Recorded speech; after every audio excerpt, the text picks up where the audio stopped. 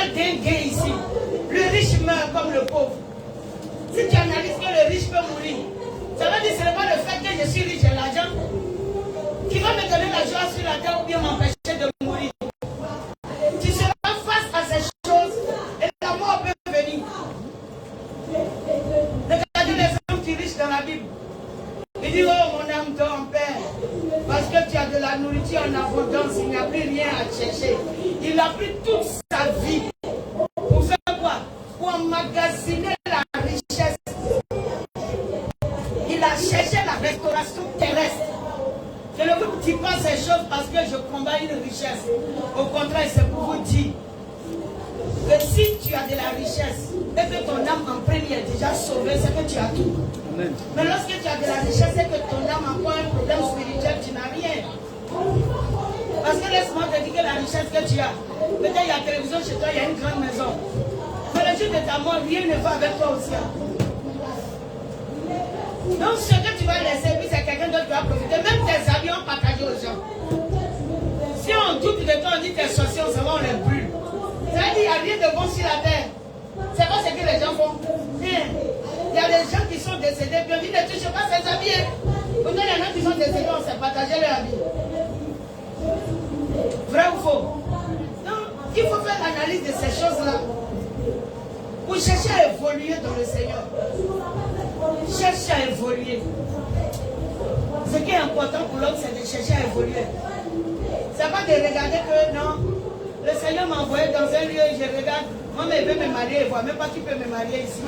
Ça n'a pas d'importance. Voilà, ça veut dire, je suis passé, vous avez dit quoi? Une soeur s'est mariée à œuvre mission. Elle vivait dans son dépouillement. Parce qu'elle ne s'est même pas mariée à un bijou tout. Elle s'est mariée samedi. C'est samedi, elle est décédée. Avant le dimanche, je dis merci à l'église. Et vous là, on dit quoi? Donc tout arrive. Donc si elle a su que le mariage n'était pas l'essentiel de sa vie, et que l'important c'est de chercher la position de son âme, elle va gagner. Je ne sais pas, c'est pas moi de la juger. Peut-être que c'est à ce moment-là le Seigneur la prend. Peut-être qu'elle est partie dans une bonne position. Peut-être qu'elle n'est pas partie dans une bonne position. Mais disons seulement qu'elle voulait le mariage. Elle venait d'avoir le mariage le jour-là. Elle n'a même pas profité du mariage. Elle n'a pas profité du mariage. Ça veut dire qu'en un mot, c'est inutile de poursuivre certaines choses qui n'ont pas de sens. Ça peut aller. Alléluia. Est-ce que quelqu'un m'entend bien? Tu es d'accord ou tu n'es pas d'accord? Tu veux contester quelque chose? Non. Tu as une préoccupation? Amen.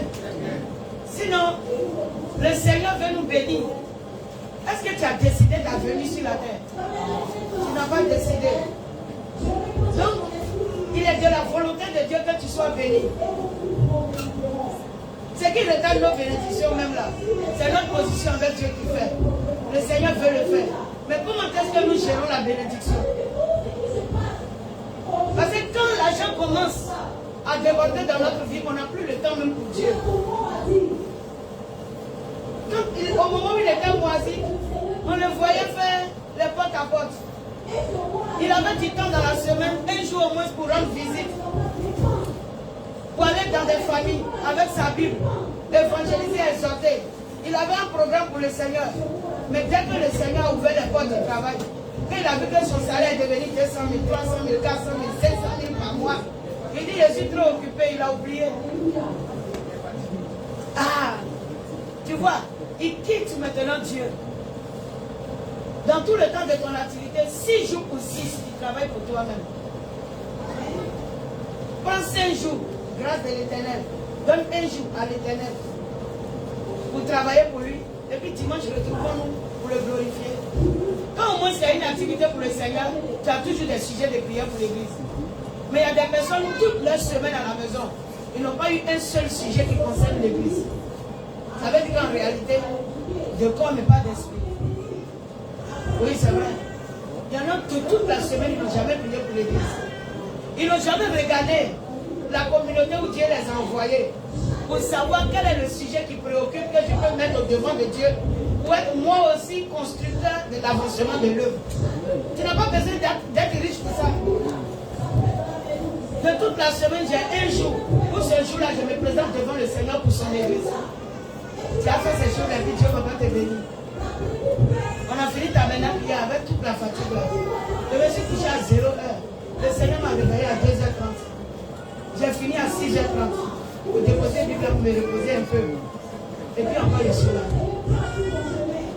Alors, le Seigneur dit, reprends l'explication qui concerne la vie du tabernacle. Voici le prédicateur d'aujourd'hui. C'est tout de suite, je viens de lui dire. Je suis désolé, le Seigneur a changé ton vie. Amen. Vous avez dit peut-être que je suis la prophétesse. Ok, moi je joue mon rôle. Mais en tant que chrétien, toi aussi, tu as ton rôle à jouer. La prophétesse a son rôle, de chaque personne a son rôle. Tu n'es pas là seulement pour tes affaires. Est-ce que tu es seulement venu pour ces affaires-là? C'est ce qu'il faut comprendre. Dans la Bible, on dit de chercher Dieu. En un mot, que celui qui le cherche le trouve, n'est-ce pas? Ok.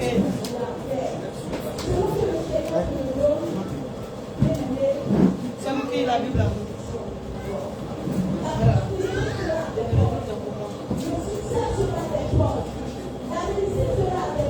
Ah ok. Ça peut aller. On m'entend mieux? Ok, merci Seigneur. Soucions-nous. C'est important de l'œuvre de Dieu. Alléluia. Quand on a parlé des tabernacles, tel que je le disais hier, beaucoup ne savent pas ce que ça veut dire. Il y en a qui ont fêté les tabernacles ici, mais ils ne savent pas en réalité les profondeurs des tabernacles. Est-ce que vous voyez? On va aller un peu à la parole de Dieu. On va prendre le livre d'Ecclésiaste avant de venir à la vidéo.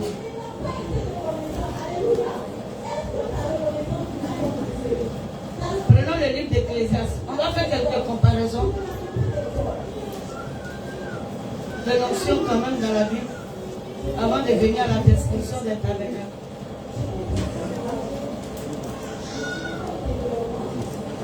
J'ai dit Ecclésiaste, n'est-ce pas? Avant Cantique.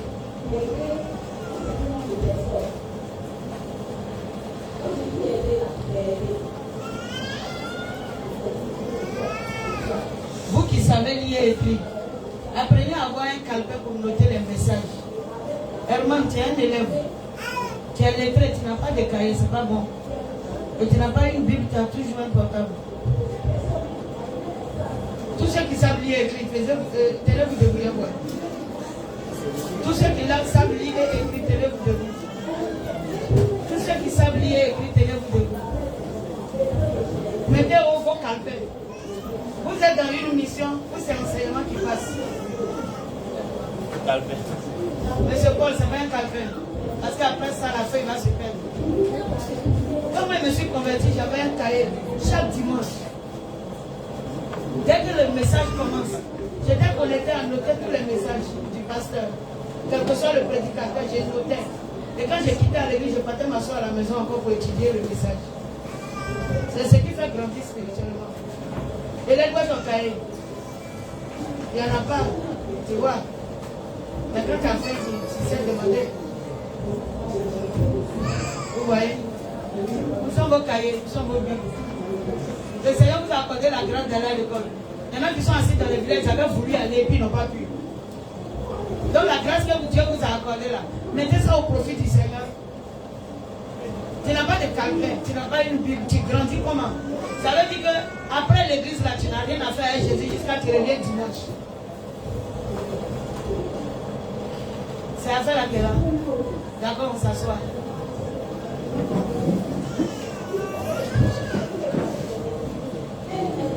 Dimanche prochain, ne venez pas sans calepin.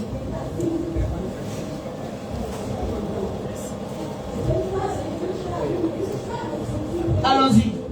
Si on n'a pas fini dimanche, on continue. Mais presque pas.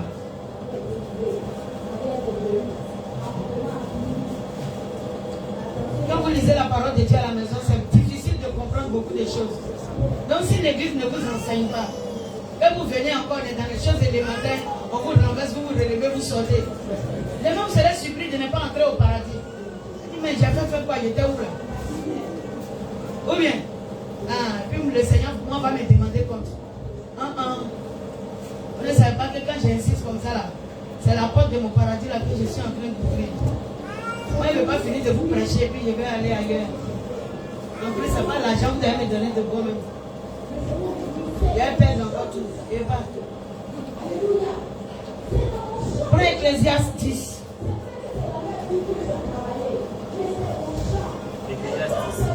Oui.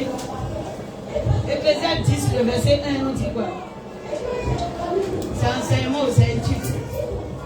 Ecclésiaste chapitre. Tu regardes ton voisin à côté de toi. Si à cause de l'enseignement il veut dormir, tu le tapes. On dit que c'est ici la porte du paradis. Si tu vois qu'il somnole, tu le colles. Tu dis c'est ici la porte du paradis. Celui qui est en train de dormir ne peut pas entrer à quelque part. Ça peut aller? Amen. Ok, merci. Ecclésiaste chapitre 10. À partir du verset 1. Ouais. Tu peux te tenir debout s'il te plaît. Oui, on se tient debout pour la parole. Ecclésiaste chapitre 10, verset 1er. Les mouches mortes infectent et font fermenter l'huile du parfumeur. Les mouches mortes infectent et font fermenter l'huile du parfumeur. Un peu de folie l'emporte sur la sagesse et sur la gloire. Merci, c'est bon. On s'assoit. On vient de lire un verset, non? Quelqu'un n'a qu'à lever sa main. Et puis il va m'expliquer ça. José, ça veut dire quoi? Les mouches mortes infectent et font fermenter l'huile du parfumeur. Ça veut dire quoi? Tu peux m'expliquer ça? Madame Goué, faut m'expliquer ça. C'est compliqué, non? Maman Monique, faut m'expliquer ça. Nadège, ça passe pas. Mais c'est dans la Bible là. Mais tu vas au ciel par quoi? Herman, explique-moi ça.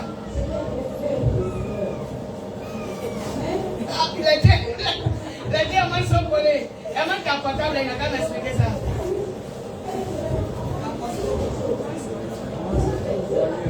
C'est voilé. Mais tu vois, quand tu viens à l'église, tu vas au ciel par quoi? Mais c'est quoi qui nous sauve? Par quoi nous allons entrer au ciel? Par la parole. Mais le verset de la parole, tu dis c'est voilé. Maintenant, depuis là, tu n'as pas cherché à lire pour venir découvrir. Pourtant, là, le Seigneur te parle. Donc, si tu n'as pas le message du Seigneur, tu fais comment? Dans l'école même là, après un temps d'études, tu te fais passer à un examen pour voir si tu es apte. Pareil. Amen. Et qui va m'expliquer? Papa Connie, ça veut dire quoi? Tu vois, non? C'est compliqué. Waouh, puis je vais interroger encore. Maman de mon désir. Il faut m'expliquer. Ça sourit. Dieu donné. Explique-moi ça. Ouais, non? Ce que je comprends, les mouches mortes ici. Effectivement, les mauvais prêts, les mauvais promesses. On n'entend pas.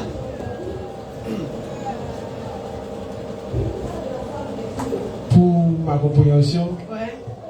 les mouches mortes infectent et font fermenter l'huile du parfumeur. Oui. Un peu de folie encore sur la sagesse et sur la gloire. Je peux dire ainsi que les mauvais grains corrompent les bonnes mœurs. Ouais, en un mot. Donc, en un mot, Oui. ceux à qui ils ne sont pas acquis, qui n'ont pas accepté le Seigneur. Nous qui avons accepté le Seigneur, cela peut nous détourner de la voie de Dieu parce qu'ils ne connaissent pas la voie du Seigneur. Ils ne connaissent pas la voix du Seigneur. Donc, à nous qui connaissons le Seigneur, à nous de nous attacher à la parole de Dieu, afin de ne pas être détournés de ces personnes-là. Amen. Ce n'est pas mauvaise ta compréhension. En la lisant, si par l'esprit tu as compris de cette manière, tu sauras maintenir ta vie chrétienne pour ne pas être détourné de quoi que ce soit qui concerne la parole. Amen. Amen. Ok. Mais il a encore cette profondeur. Gloire à Jésus. Nous allons aller un peu. On va décrire pas à pas. Il dit la mouche morte infecte il faut fermenter l'huile du parfumeur. Lorsque tu veux méditer la parole de Dieu et aller dans sa compréhension, comprends d'abord que Dieu aime parler par des symboles. Gloire à Jésus. Sinon Dieu fait quoi un mouche à l'air là? Tu comprends un peu? Dieu fait rien à la mouche. Nous connaissons tous les mouches. Mais allons un peu à la description. Herman, une mouche c'est quoi?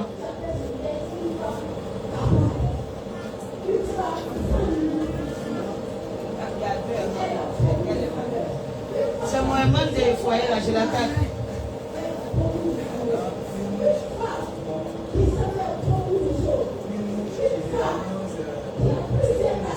C'est un insecte, bien sûr. Écoutez bien. Une mouche, c'est un insecte. Amen. Voilà. Cet insecte-là, il fait quoi? C'est un insecte.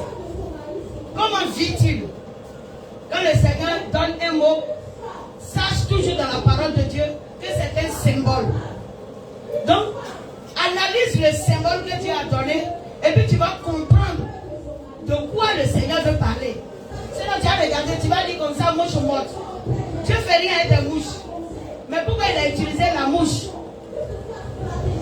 Et puis les mouches font quoi? La mouche est sale. Ouais. Elles aiment envahir. Amen. Quand une mouche envahit, elle fait quoi? Quand tu déposes un bon repas,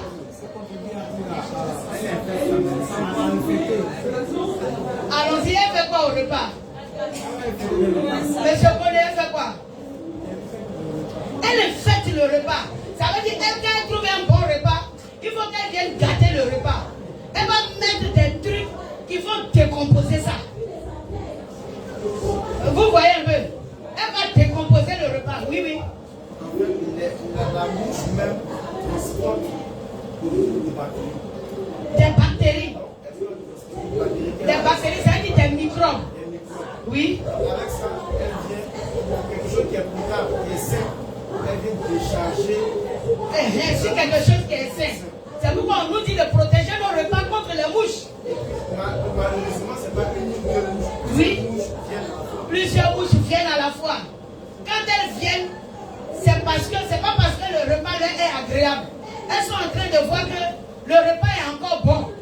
Donc il faut qu'elles se déposent dessus pour gâter le repas. Vous voyez? Donc les mouches là sont au fait quoi? Des destructeurs. Elles ne font rien de bon. Vous voyez un peu? Et ici, on te dit qu'elles infectent. Elles font fermenter l'huile du parfumeur. L'huile c'est quoi? Infecter d'abord ça veut dire quoi? Gâter, détruire, contaminer. Elles gâtent, elles détruisent, elles contaminent. Ok. Maintenant l'huile c'est quoi?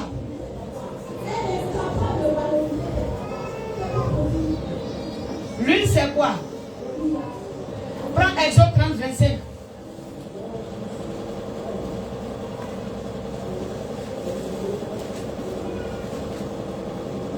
Exode 30, 25. Exode 30, 25. Exode 30, le verset 25. Oui, Exode 30, 25. oui. Tu feras avec cela une huile pour l'onction sainte. Retourne un peu en arrière, ça va nous arranger. À partir du verset 23, fais vite. Verset 23. Oui. Prends des On mets. va pas à pas pour que tu comprennes la pensée de Dieu. Ça peut aller. Parce que c'est en comprenant la pensée de Dieu que l'homme parvient au salut. Allons-y. Verset 23. Oui. Prends les meilleurs aromates, Prends des meilleurs aromates. 500 cycles de mie, Oui. de celle qui coule d'elle-même, D'elle-même. la moitié, soit 250 cycles de cinnamon, de cinnamon aromatique, 250 cycles de roseau aromatique, Oui. 500 cycles de casse, selon le cycle du sanctuaire, et un rein d'huile d'olive. Tu feras avec cela une huile pour l'onction sainte. Tu feras avec cela une huile pour l'onction sainte. Composition de parfum selon l'art du parfumeur. Ce sera l'huile pour l'onction sainte. Amen. Et continue au verset 26, il dit quoi? Verset 26. Ouais. Tu oindras la tente d'assignation et l'arche du témoignage, la table et tous ses ustensiles, le chandelier et ses ustensiles, l'autel des parfums, l'autel des holocaustes et tous ses ustensiles, la cuve à base, avec sa base. Oui. Tu sanctifieras ces choses et elles seront très saintes. Tout ce qui les touchera sera sanctifié. Amen. Alléluia. Et ensuite au verset 30, on dit tu oindras Aaron et ses fils. Aaron et ses fils et tu les sanctifieras pour qu'ils soient à mon service dans le sacerdoce. Alléluia. Donc cette huile qui est composée des différents parfums dont l'Éternel a décrit est pour oindre quoi? Le sacrificateur. Qui doit faire quoi? Qui doit être dans le service de Dieu. Donc c'est l'huile du sacerdoce. C'est l'onction qui est décrite sur le prophète. L'onction qui est décrite sur le pasteur. L'onction qui est décrite sur la pilée. Pourquoi le Seigneur a voulu que cette huile soit composée des aromates et du parfum? C'est symbole de la parole agréable, d'une odeur agréable à l'Éternel que la personne doit proférer. Gloire à Jésus. L'enseignement, la doctrine qui vient de la parole de Dieu que la personne doit donner. Et en Ecclésiaste, le Seigneur dit, ce parfumeur que Dieu a désigné pour son sacerdoce, s'il ne s'est pas fait, les mouches mortes vont venir pour infecter cette onction-là dans sa vie. C'est-à-dire quoi? Le détourner du message de la parole de Dieu et l'envoyer à prêcher selon le désir des hommes dans les assemblées. Ils vont te détourner de la prédication de la parole. Et les choses maintenant vont s'analyser selon la pensée des hommes. Et ils vont t'envoyer à faire chose, comme on l'appelle-t-on, à traduire la parole de Dieu pour te dire, Jésus avait fait ça parce que c'était avant, sinon maintenant en notre temps il ne va pas faire ça. Pourtant la Bible te décrit que Jésus est le même hier, aujourd'hui et éternellement. Il n'y a point de variation tombe. Et même que la nouvelle alliance n'est même pas venue pour abolir la loi de Dieu, mais elle est venue dans le but de l'accomplir. Alléluia. Gloire à Jésus. Donc, les mouches mortes, c'est quoi?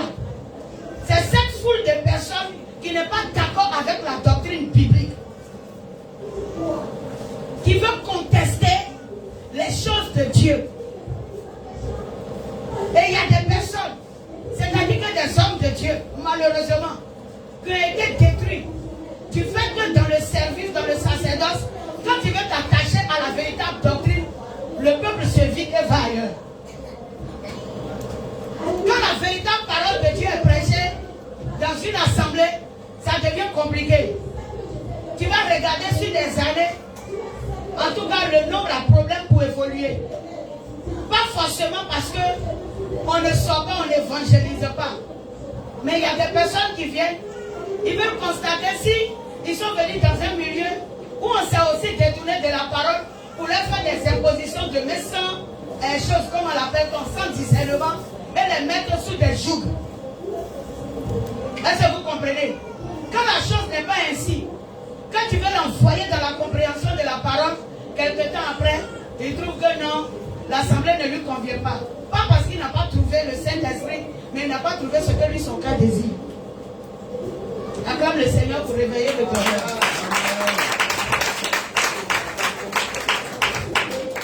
Il y a des personnes qui viennent, pas pour accepter Jésus, pas pour se convertir, pas pour entrer au ciel.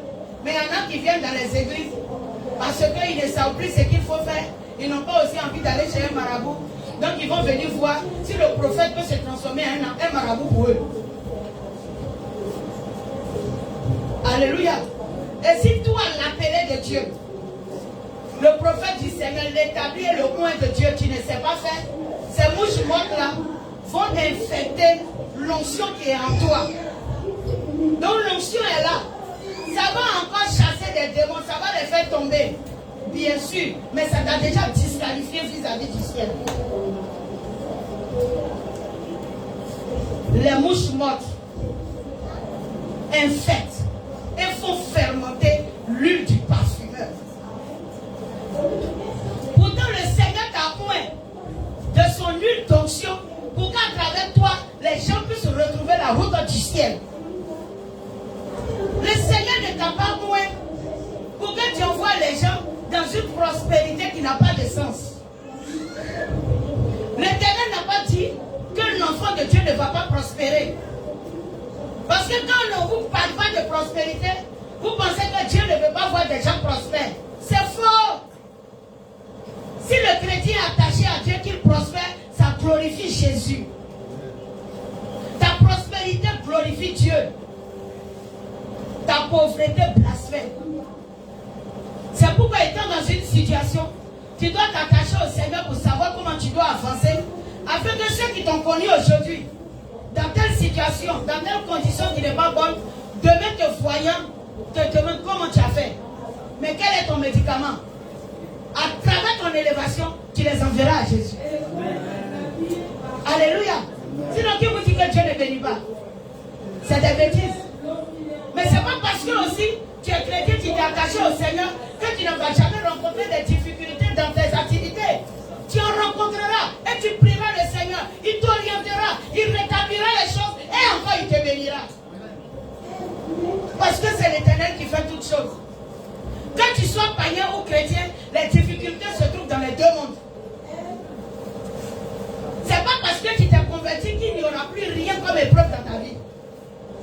C'est pas parce que tu t'es converti qu'il n'y aura pas de persécution. Si c'est à cela tu penses, c'est faux.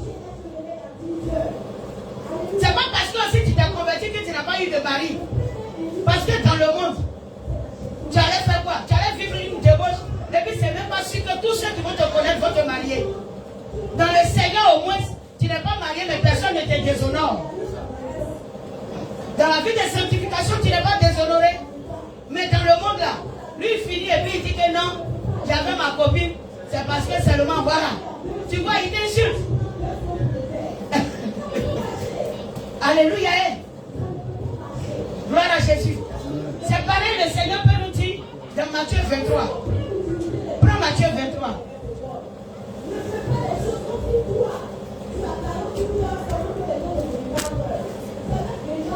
Prends Matthieu 23. À partir du verset 23, on va s'arrêter au verset 26.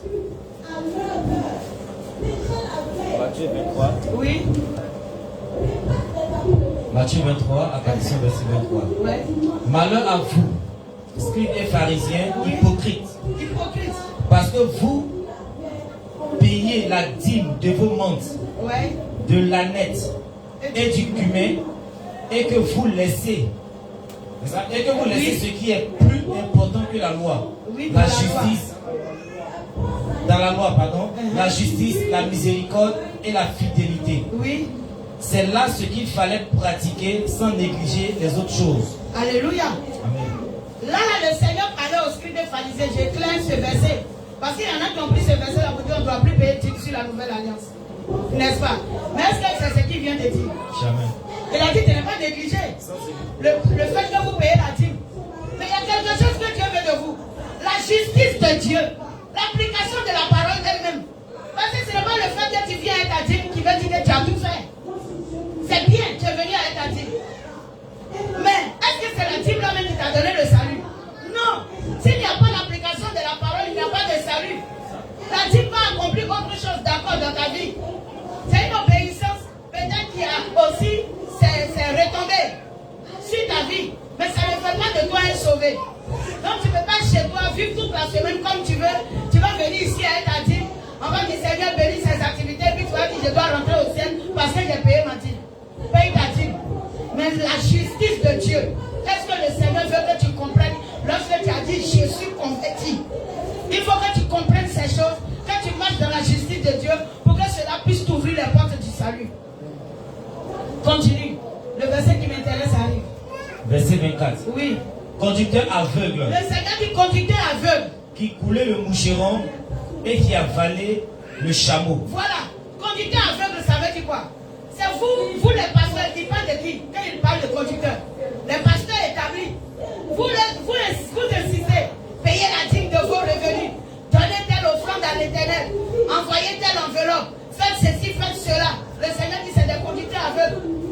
Parce que l'enseignement même des profondeurs de Dieu ne sont pas donnés au peuple. Et on leur dit seulement d'envoyer des enveloppes. Il dit vous coulez le moucheron. Ici il a parlé de moucheron. Là-bas il a parlé de mouches mortes. Ici il s'agit de moucheron. Moucheron c'est quoi? C'est un fond de mouche là.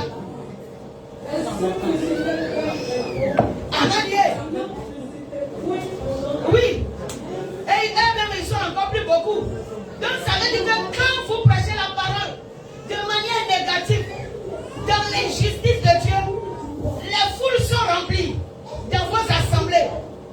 Vous les détruisez, mais vous ne les préparez pas pour entrer dans le ciel. Ça veut dire que vous voulez mourir. Et ceux qui disent qu'ils cherchent Dieu sont venus dans les vies, vous les tuez aussi. Vous comprenez un peu? Mais aujourd'hui, les hommes ne veulent pas arriver dans un lieu où on est en train de leur prêcher la vérité de la parole. Il y en a qui ont soif de la parole. Ils ont fait soif de la justice de Dieu. Dans les béatitudes, le Seigneur a dit ça. Heureux si vous avez fait soif de la justice de Dieu. Mais comme aujourd'hui on fait soif de la justice.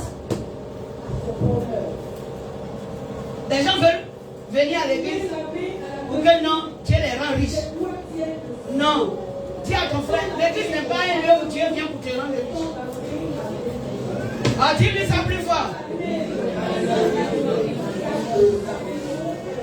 Alléluia. L'église est le lieu où Dieu te montre la porte du salut. Amen.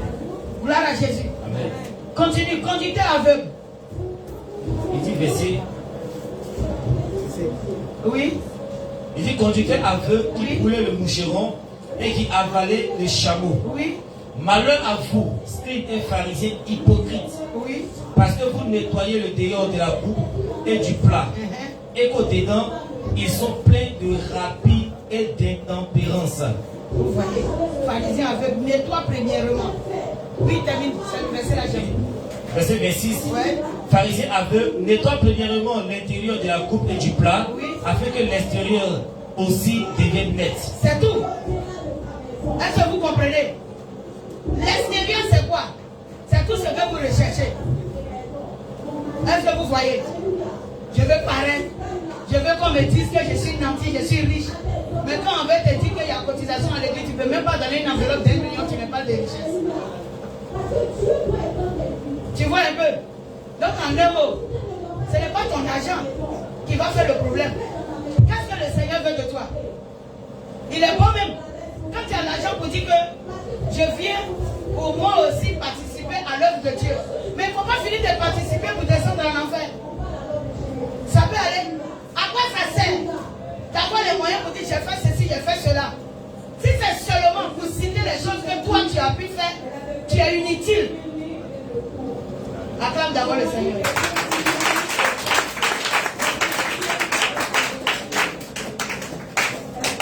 Gloire à Jésus. C'est inutile au fait. Et aujourd'hui, la situation est là. Dans le corps de Christ au devant de nous. On voit. Mais quand les gens ont fini de tisser des alliances, ils ont manié choses, comme on l'appelle donc, possédés et remplis d'esprits contraires à la parole de Dieu, à la justice de Dieu. Et quand on peut vous prêcher le faux, là vous avez le courage d'y être. On dit je dois te recevoir. Oui, visite 50 000, 100 000, VIP 200 000. Tu es d'accord. Et tu fais tout possible pour chercher cet argent-là. Et tu t'en vas trouver ce prophète. Tu t'en vas le trouver, il va te dire quoi? Ouais, je vois ceci, je vois cela. C'est rentré ici, c'est sorti là-bas. Quand ton grand-père avait porté un caleçon rouge le jour-là, ta grand-mère était enviolée. Ouais. Quand les deux se sont croisés, elle avait un païa sous ses mains. Ok. Il va finir de te dire tout ça là. Oui, le prophète, je suis parti, mais il est fort. Il est fort, hein. Il m'a dit même que mon grand-père même il avait un caleçon rouge. J'ai dit, c'était vrai. Maintenant, le caleçon rouge t'a donné quoi? Parce que tu vas sortir de là, tes démons sont là. Tu sors de là, tes démons sont là. Gloire à Jésus. Comment faut-il faire pour que cet esprit qui t'a possédé, qui se fait mettre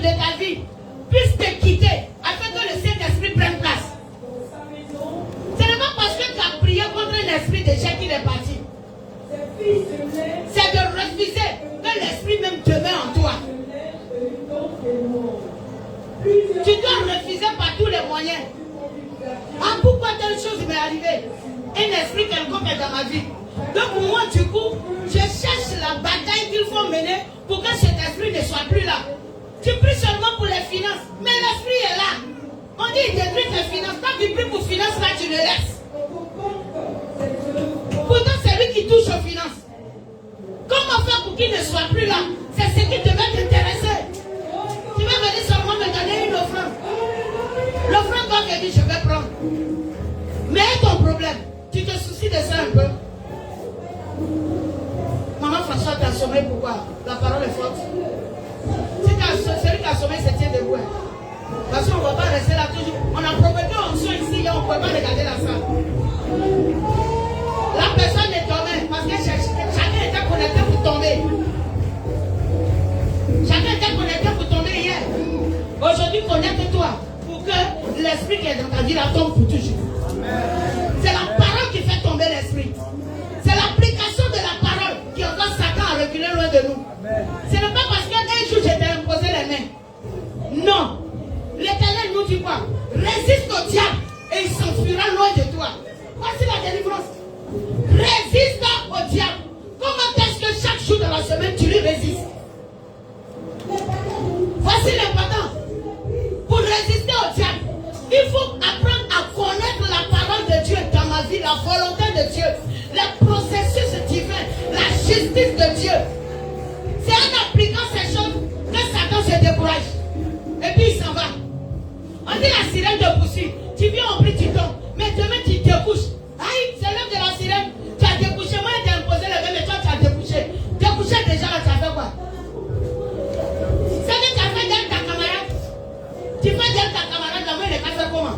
À toi maintenant d'appliquer la parole de Dieu pour mettre en règle tout ce que la justice de Dieu dit, afin qu'elle sache qu'elle n'a plus rien à faire dans ta vie et qu'elle parte. Voici la délivrance. La seule était là qui empêchait ton mariage, qui faisait quelque chose. Elle s'en ira. Si elle s'en va, le mariage sera tranquille dans ta vie. Comprenez la bonne délivrance. Sinon, depuis des années, vous tombez. Est-ce que tomber a résolu un problème? Il y en a même qui se blessent. Alléluia. Ça ne résout pas les problèmes. Acclamez le Seigneur pendant qu'il est là.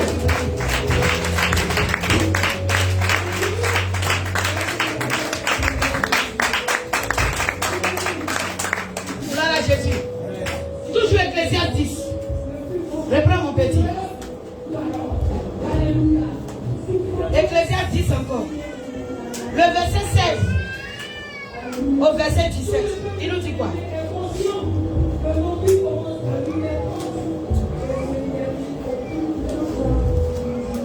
Ecclésiaste 10, verset 16. Oui. Il dit malheur à toi. Il dit malheur à toi. Pays dont le roi est un enfant. Pays dont le roi est un enfant. Et dont les princes mangent dès le matin. Aïe. Voici encore un verset. On dit malheur à toi. Pays dont le pays est un enfant. Et que les princes mangent dès le matin. Mais ce passé, explique-moi cela. Mais ce passé, explique-moi ça. Malheur à toi. Malheur à toi.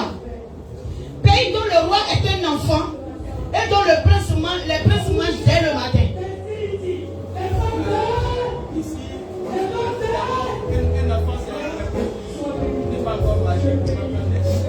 Quelqu'un qui n'est pas encore, qui ne sait pas prendre de décision. Ok. Quand on dit parler à toi le pays dont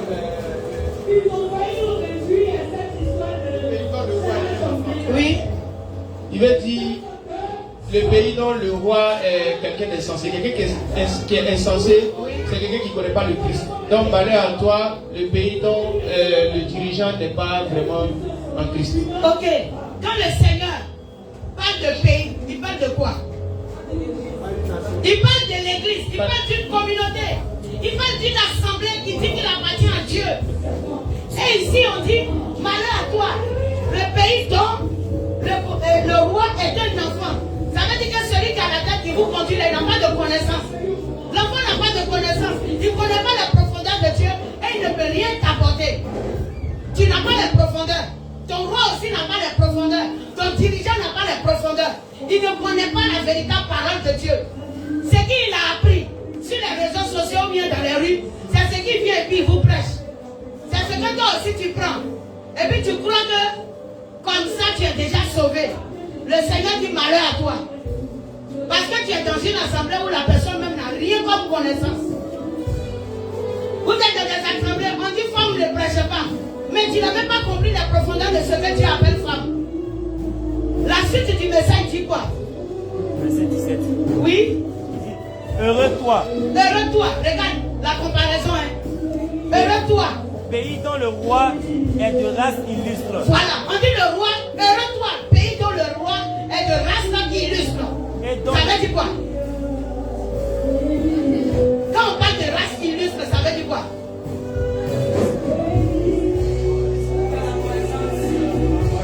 Oui, la connaissance, pas seulement la connaissance, mais oui. Il est quoi? De différentes personnes. Non. Heureux toi. Pays dont le roi est de race illustre. S'illustrer, c'est s'engager pour Christ.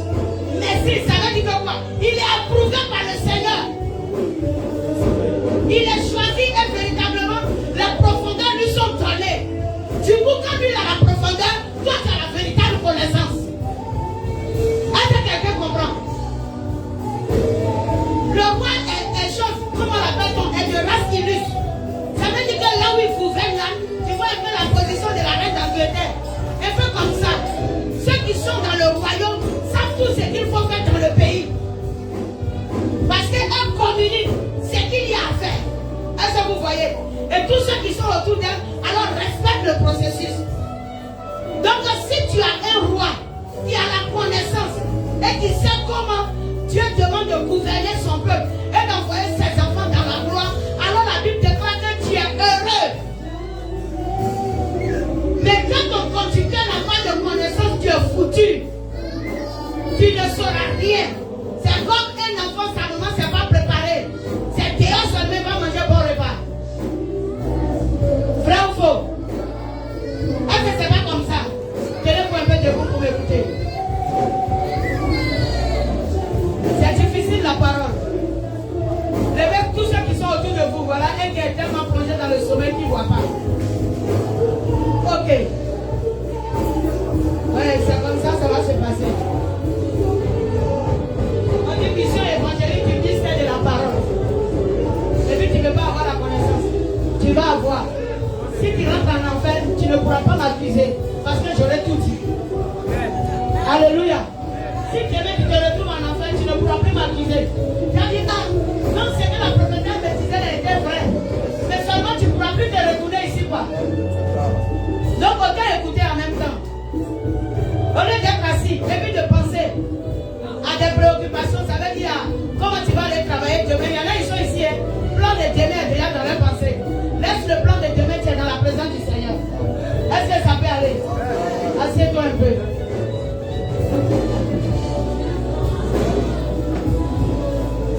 Ok, prends-moi Ecclésiaste 3. Ésaïe 3. Ésaïe. Je vais m'arrêter sur Ésaïe et puis on va passer à notre projection. Ésaïe 3. Je viens et voir. Oui. Prends-moi Ésaïe 3. À partir du verset 12, il dit quoi? Ésaïe 3 à partir du verset 12. Oui. Mon peuple a pour oppresseur des enfants. Mon peuple a pour oppresseur des enfants. Et des femmes dominent sur lui. Mon peuple, ceux qui te conduisent t'égarent. Mon peuple, ceux qui te conduisent t'égarent. Et ils corrompent la voie dans laquelle tu marches. Amen. Va pas à pas. Mon peuple a pour oppresseur des enfants. Et des femmes dominent sur lui. Il dit encore, monsieur Kwasi, explique-moi ça encore. Tout à l'heure, on dit malheur au pays dont le roi est un enfant. Ici, on te dit, mon peuple a pour oppresseur des enfants. Est-ce que quelqu'un me comprend ça?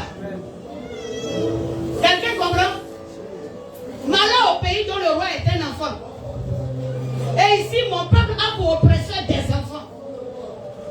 Est-ce que on peut mettre un enfant ici pour dire que c'est lui qui prêche ou bien qui dirige? Attends, est-ce qu'on peut prendre le grand pour dire que c'est lui qui a programmé le dimanche? Est-ce qu'on peut prendre David pour dire que c'est lui qui a programmé le dimanche? Pourquoi le Seigneur dit ici, mon peuple a pour oppresseur des enfants? Ici, la parole de Dieu nous dit, ouais. Mon peuple c'est l'assemblée c'est nous qui sommes assemblés. Oui. Et l'oppresseur, l'enfant, comme on l'a défini tout à l'heure, c'est celui qui manque de connaissances. Celui qui manque de connaissances. Donc, c'est celui-là même qui est au devant, oui. Voilà, mais qui manque de connaissances. Donc, c'est ceux-là qui fatiguent un peu le corps du Christ. Ils fatiguent le corps du Christ. Ça veut dire qu'ils sont en train de chercher solution, l'argent, tout et tout. Mais en un moment, ceux qu'ils ont trouvés là ne les conduisent pas au ciel. Au contraire, ils sont en train de vous détruire. Quand tu es dans une église, et puis tu as ton pasteur, et puis le Seigneur te montre que c'est un enfant qui est en train de te prêcher la parole, ça veut dire beaucoup de choses. Mon peuple a pour oppresseur des enfants et des femmes dominent sur lui. Femme, c'est quoi? Femme, là, c'est qui? Oui. La femme ici, c'est l'église, parce que la femme est l'épouse. L'épouse, celle que la personne qui a été choisie par Dieu, en qui le Seigneur veut s'investir. Est-ce que vous voyez? Ces pasteurs-là n'ont pas la connaissance. Ils ont l'esprit des enfants, ils n'ont rien appris. Et ils dominent sur le peuple de Dieu. Des femmes dominent sur lui. Gloire à Jésus. Si tu n'as pas la connaissance, tu as dit non, le Seigneur dit non, femme ne prêche pas. Il n'est pas en train de dire ça parce que la femme c'est l'épouse de Christ. Mais lorsque le Seigneur s'investit dans une chair, elle devient l'esprit dégagé pour communiquer Dieu. C'est pourquoi il dit dans les derniers temps, je répandrai mon esprit sur toute chair. Et j'ai une fois prêché ici à un mariage. J'ai dit le Seigneur dans le foyer peut choisir de s'investir dans la femme comme choisir de s'investir dans l'homme. Mais là où l'Esprit de Dieu s'investit, on doit écouter la personne. Tu ne dois plus considérer la personne comme femelle pour parler du genre. Mais tu dois considérer la personne comme étant un chef pour orienter certaines choses. Alléluia. Comme les gens n'ont pas la compréhension des symboles choisis par Dieu, femme ne prêche pas. Donc si l'Esprit de Dieu s'investit en une femme, c'est que l'Esprit de Dieu fait erreur alors. Vous voyez un peu? Il y a des personnes, quand on a fini de les aider ici, ils ont fui pour aller pour dire femme ne prêche pas. Non, c'est parce qu'ils ont fini de prendre mon argent qu'ils ont su que femme ne prêche pas.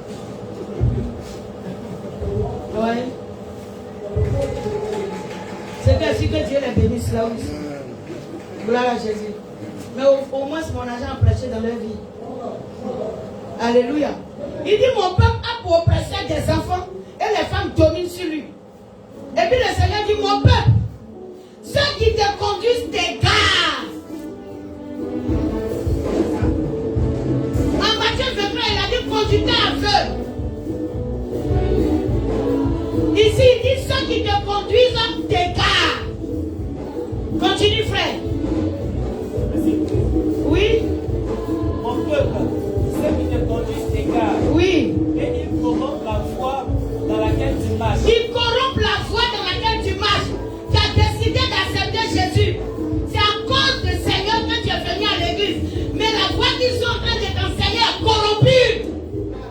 Attends Jésus au lieu de dormir. Mais vous savez quand la voie est corrompue. Quand on va te dire, pour moi de tête, tu payes 5 000. Pour moi de vin, il faut donner 10 000. Pour prier pourtant, il faut donner 50 000. Tu es content de ça. Mais toi-même, tu n'as pas lu où le Seigneur a dit, vous avez reçu gratuitement, donnez gratuitement. Tellement tu es peine, pour que toi-même tu donnes librement à Dieu, c'est difficile. Donc comme je te dis pour ton problème, envoie environ de 100 000, là tu sais que tu es venu payer guérison. C'est moi qui vais disqualifier du ciel. Sorcier. Tu vas me tuer pourquoi? Je ne vais pas mourir.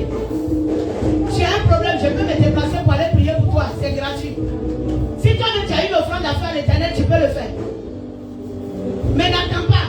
Comme moi je viens te trouver pour dire bon de tête, ça fait 10 000. Pour rien quoi. Le Seigneur m'a jamais dit de vendre quelque chose. Moi j'ai prié pour quelqu'un ici un jour, il me demande, on finit et il dit ça fait combien? Il dit ça veut dire quoi? Il dit non, comme partout je suis passé, les gens ont donné leur prix. J'ai dit sors, va à ton argent. Tu ne cherches pas Jésus. Sinon je ne suis pas un marabout. Je n'ai rien acheté pour revendre, je ne fais pas l'or du goût. Donc je ne sais pas si ça fait quelque chose. C'est tout. C'est comme ça qu'il lui a répondu. Il a dit, je ne fais pas l'or du goût. Donc moi, il ne va te dire quoi? Non, ça fait 5 000, ça fait 10 000. Je suis allé payer une marchandise pour revendre bien, pour chercher un bénéfice. Ce que le Seigneur m'a donné, il me l'a donné pour son œuvre. Pour que l'église soit guérie. Pour que l'église soit restaurée. Pas pour que je vende quoi que ce soit. Mais dis-toi seulement que étant enfant de Dieu, toi aussi tu n'as pas à jouer dans le Seigneur. Et c'est ce que je te prêche. Mais tu attends que je te dise, envoie 100 000 francs. Quand c'est comme ça, là, vous évitez les gens facilement. Parce que vous les appelez pour dire que non, telle chose, là, il prend telle somme, donc il faut t'apprêter en partie. Donc du coup, toi tu viens ton sujet, ton enveloppe de 100 000, parce que tu es maîtresse de quelqu'un, tu ne veux pas quitter ta position. Non, mais le gars prend 100 000, il a prié pour toi. Là, je me condamne avec toi. Je ne suis pas là.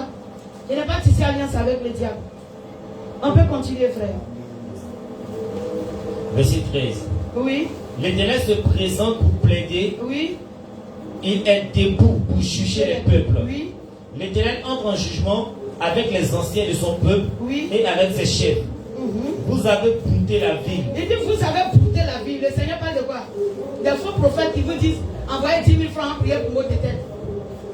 Il dit, vous avez brouté la ville. Ça veut dire que vous avez escroqué mon peuple. Je ne vous ai pas dit de prendre l'argent pour faire quoi que ce soit. Mais vous avez brouté la ville. La dépouille du pauvre est dans vos maisons. Ça veut dire que la tête, quand on dit le pauvre ici, ça veut dire qu'il n'a pas la connaissance de la parole, tu ne lui as pas donné. C'est pourquoi en Apocalypse, le Seigneur dit, tu crois que tu es riche, mais tu es pauvre, que tu es nul. Parce qu'en réalité, tu n'as pas la connaissance de la parole, c'est là la pauvreté. Celui qui est riche selon le Seigneur est celui qui a la connaissance. Mais le pauvre selon Dieu n'a rien.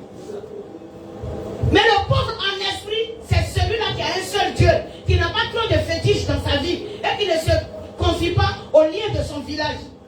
Quand on dit heureux les pauvres en esprit, ils verront Dieu, ça veut dire qu'il a Dieu seul qui possède son être entier. Et avec Dieu, il surmonte ses difficultés.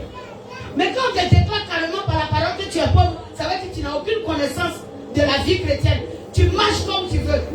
Et le Seigneur est en train de dire ici aux faux prophètes, vous avez brouté la vie. Et la dépouille, quand on parle de dépouille, ça veut dire quoi? La personne est déjà morte. Son cadavre, ses ossements, il est prêt pour descendre en enfer. Ça est dans vos maisons. Ça veut dire que vous êtes accusés de leur vie qui n'a pas changé. Moi, je me dis ça, là, il faut prendre la parole de Dieu comme ça, il n'est pas venu faire bêtise. Mais combien de personnes, les mêmes chrétiens, cherchent à connaître ces vérités-là? C'est évident que si l'esprit de moi attaque quelqu'un chez moi, c'est évident que je vienne. Et que la présence de la parole ramène l'âme de la personne, c'est normal. Parce que la connaissance est là. Amen. Il faut que tu aies la connaissance en toi. Amen. Acclame le Seigneur.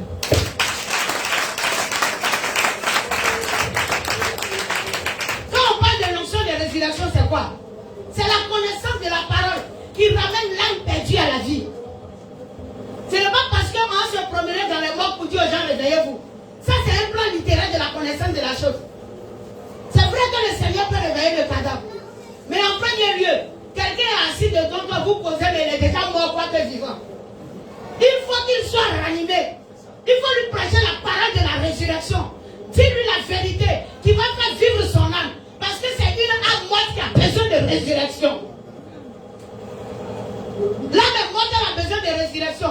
Elle n'a pas besoin de mariage. Elle n'a pas besoin de nouvelles maisons. Elle n'a pas besoin d'enfants d'abord. Mais elle a besoin d'être ressuscitée afin d'entrer dans la gloire du Saint-Esprit. Quel est ton problème? Quelle est l'agitation que tu as? Alléluia. Gloire à Jésus. Il dit, vous avez brouté la vie. La dépouille du pauvre est dans vos maisons. De quel droit foulez-vous, mon peuple, et écrasez-vous la face des pauvres? De quel droit foulez-vous, mon peuple, et écrasez-vous la face des pauvres? Ils sont venus parce qu'ils n'ont pas la connaissance, ils veulent être sauvés, ils sont fatigués. Puisque Jésus a dit, venez à moi, vous qui êtes fatigués et chargés, je vous donnerai du repos. Prenez sur vous mon joug et recevez mes instructions. Recevez mes instructions. Ça veut dire que l'homme de Dieu choisi doit leur communiquer la parole de la vie. C'est ça les instructions du Seigneur. On ne doit pas manger la vie, le dépouiller de ses fonds, lui prescrire des ordonnances inutiles, lui demander de l'argent, lui demander d'envoyer sa télévision, lui demander d'envoyer toute sa maison. Wow! Reçois ton Isaac. Depuis quand tu t'appelles Anne-même, pour prendre ton Samuel, tu n'es pas Sarah Abraham, pour recevoir ton Isaac. Ouais, il faut immoler ton Isaac. Isaac là-même n'est même pas encore né. Toi tu dis, tu regardes immoler. C'est parce que Isaac est né que Dieu a demandé qu'on l'immole. Quand tu n'as pas eu d'Isaac, tu es en train d'immoler. C'est contraire à la Bible. Vous voulez arriver dans des lieux où on met du sel dans la bassine et puis on dit déposez vos pieds. Tu crois que celle-là va te faire quoi? Mais si celle-là devait changer ta vie, tous les jours c'est dans ta sauce, mon frère. Celle-là est dans ta sauce tous les jours. Tu ne prépares pas un du sel ou bien? Mais tu as quel problème? Depuis que tu es né, ta maman prépare celle. C'est maintenant que tu as mis sur ton lit pour dormir au milieu. C'est maintenant que tu vas mettre dans l'eau pour aller te laver. Aïe! Pardonnez. Oui.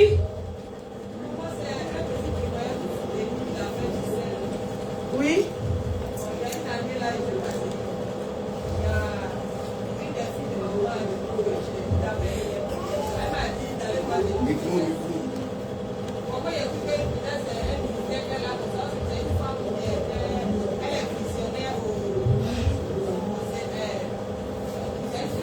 Oui, visionnaire. Elle est visionnaire là-bas et puis elle-même elle a fait maintenant beaucoup de visionnaires. Et là quand je suis arrivée, elle m'a dit, bizarrement, il ne s'est pas dit qu'elle aime mon affaire, puis il ressemble à quelqu'un qu'elle connaît à la fille de ses soeurs.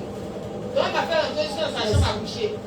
Elle dit, il faut regarder dans ma maison ici, là, on dit que les célestes, les célestes, ils adorent ces cons. Il faut regarder dans ma chambre, tu dis, voici, il y a ces cons, ici, elle a dit ces cons. J'ai dit non. Mais elle a fait des, je ne sais pas si elle dit, sont des sacs de 100 kilos ou bien 50 kilos remplis de sel. Waouh!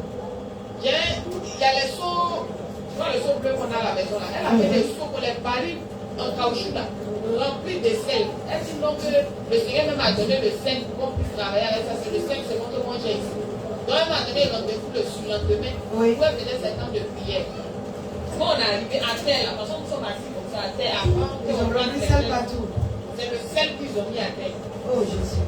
Maintenant quand elle a fini, elle a envoyé un petit seau où il y avait le sel dedans, elle a attaché le sel là pour donner. Et puis elle dit, si tu arrives chez toi à la maison, c'est ça, à partir d'aujourd'hui, ça tu peux faire ta cuisine. C'est ça, tu prends, disons les femmes qui sont, les jeunes filles qui sont avec leurs gars et puis, avec ses gars, c'est pas mal. Ouais. Et puis le monsieur ne te regarde pas, il a d'autres copines aussi, tu peux prendre, tu mets dans sa nourriture. C'est pas maraboutage ça là. C'est pas maraboutage ça là. C'est pas même chose là, tu as laissé chez le marabout là. Donc en un mot, c'est ce que vous aimez. C'est que vous avez laissé chez le marabout. Vous voulez qu'on vous donne ça à l'église. Là, tu as dit que non, je suis chrétien. Dieu prend le nom de Jésus pour te couvrir. Mais en réalité, toi-même, tu sais que tu marches à un féticheur. Hein? C'est pas bien. Pardonnez. Mais oui. Ça, c'est pas dispenser la bonne parole. Est-ce que vous voyez déjà? Ça, c'est détruire. Et tuer les gens pour les déposer chez soi. Gloire à Jésus. Ayons la connaissance. Feu là sur vous. Feu, nom de Jésus. Ah, feu sur vous. Feu. Que Jésus nous bénisse. Que la grâce de Dieu soit sur notre vie. Que nous sortons de l'ignorance. Alléluia. Et que nous rentrons dans la connaissance de Dieu afin d'avoir le salut que Dieu veut nous donner. Si c'était le seul, ces choses-là, tous ces éléments-là qui allaient procurer le salut, je crois que Jésus n'allait pas venir mourir à la croix. La mort de Jésus a été trop précieuse pour que nous restons encore dans les choses inutiles. Ça peut aller? Ok frère, on va passer. Oui? Ça c'est entre toi et le Seigneur. Peut-être tu es là et puis le Seigneur t'a donné une recommandation. Ça peut arriver. Mais ce n'est pas une loi universelle. Amen. Voilà. Le Seigneur peut te dire quelque chose qui est personnel à toi et qui n'est pas une loi universelle. Elle dit ce qu'il t'a dit, il ne va pas imposer ça aux autres.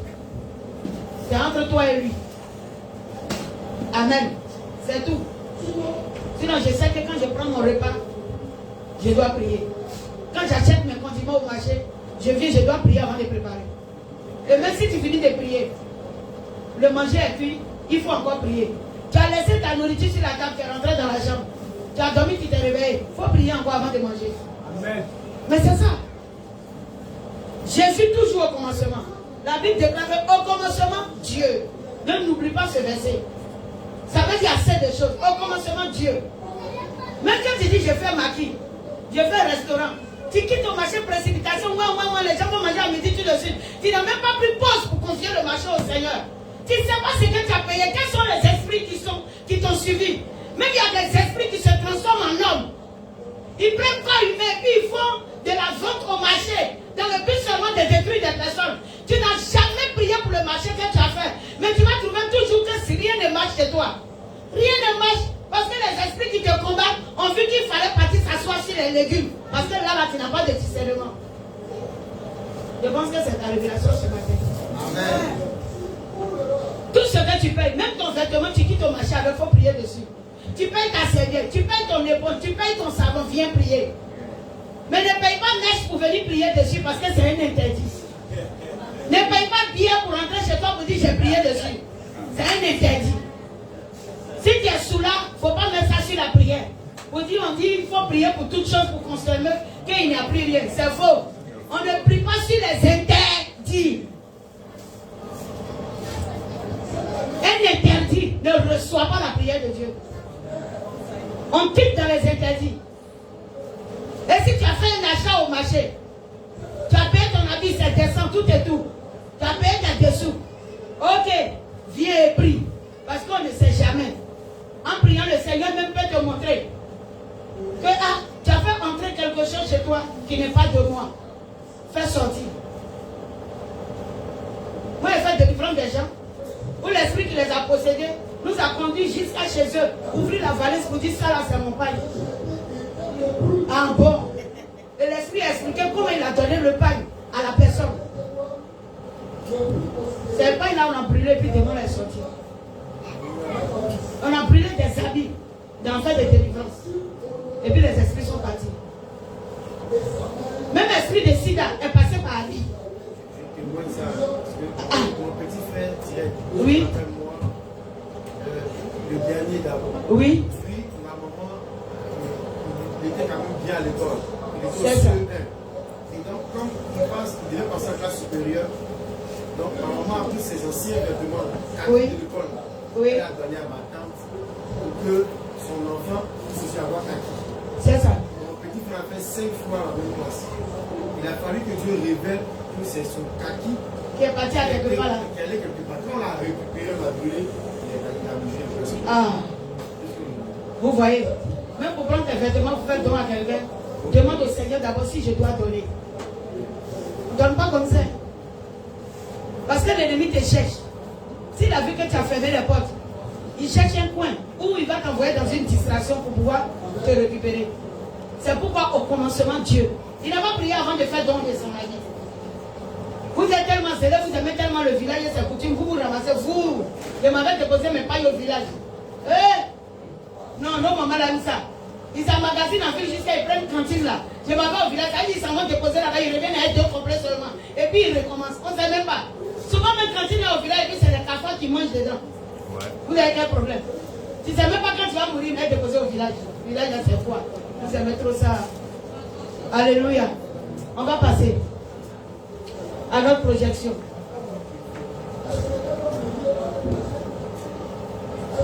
C'était une introduction.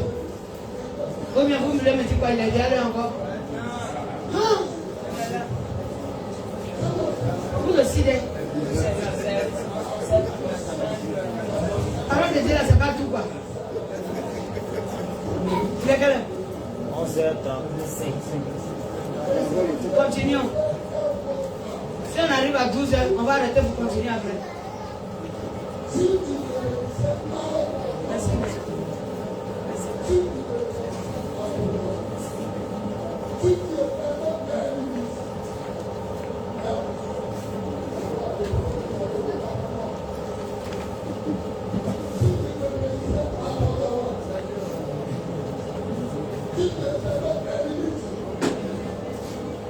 Fais passer. On va arriver directement sur le tabernacle. Oui, c'est Marie qui est là. Elles sont là. Ils n'ont pas vu ça hier, donc on va passer. S'ils étaient là hier, ils allaient tout voir. On va sauter. Il fallait que vous soyez là. On va aller directement au message qui concerne les tabernacles. On a vu ça hier, on va le voir encore. C'est le Seigneur qui est en train de reprendre. C'est pourquoi il est en train de reprendre. Donc écoutez encore très bien. Qui est le temps messianique. On va faire passer.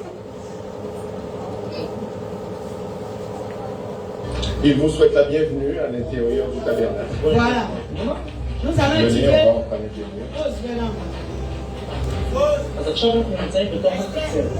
Alors là, Nous allons voir un peu ce que signifie le tabernacle. Gloire à Jésus. Avant d'aller là-bas, j'aimerais qu'on prenne Apocalypse 13.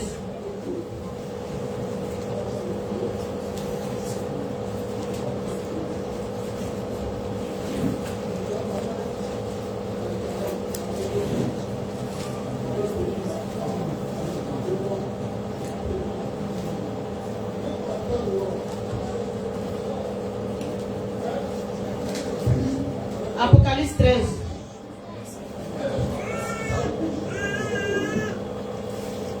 Je veux finir le culte à 13h, ça peut aller. C'est trop? 13h, ça va? Combien de finir à quelle heure? De finir à quelle heure? 12h, il reste combien de minutes? Voici, tu as venu prêcher. 13h, c'est bon. C'est à cause de l'enseignement, il dit ça. Je pourrais ne pas arriver. Ça peut aller? Même si tu dis j'ai déjà vu ça hier, je vais te donner le micro pour voir si tu as me commenté ça. Ok. Apocalypse 13. S'il est là, je vais arrêter. Et puis on va continuer dimanche prochain. Ça peut aller? Ok. Apocalypse 13. Commence aujourd'hui au verset 1. Apocalypse chapitre 13, Oui. verset 1er. Puis j'ai vu monter de la mer une bête qui avait 10 cornes et 7 têtes. Et sur ses cornes 10 diadèmes. Et sur ses têtes des noms de blasphème. La bête que je vis était semblable à un léopard. Ouais. Ses pieds étaient comme ceux d'un ours et sa gueule comme une queue de lion. Le dragon lui donnait sa puissance Oui. et son trône Oui. et une grande autorité. Le dragon, qui est le dragon qui a donné la puissance à la bête qui sortait de la mer? Satan était le dragon. Amen. Amen. Le même dragon d'Apocalypse 12 qui combattait la naissance de l'enfant. Vous comprenez un peu? C'est le même dragon de l'Apocalypse 12. Ici, il est en train de dire qu'il a donné tout son pouvoir à qui? À la bête. À la bête. Mais qui est cette bête qui sort de la mer? Merci. Je vous l'ai déjà enseigné ici. La sirène est la première gouvernante dans le royaume du diable. C'est elle, à elle que l'ennemi a donné, je ne sais pas, tout le règne. Pour lui dire de tout planifier et de lui envoyer les amours pour qu'il puisse descendre en enfer avec eux. Donc il n'y a pas une alliance dans laquelle ne se trouve pas la sirène. Faut pas dire non, moi, il n'y a pas l'eau dans mon village. Même il n'y a pas l'eau, elle est là-bas. Il y a pluie dans ton village. Oui.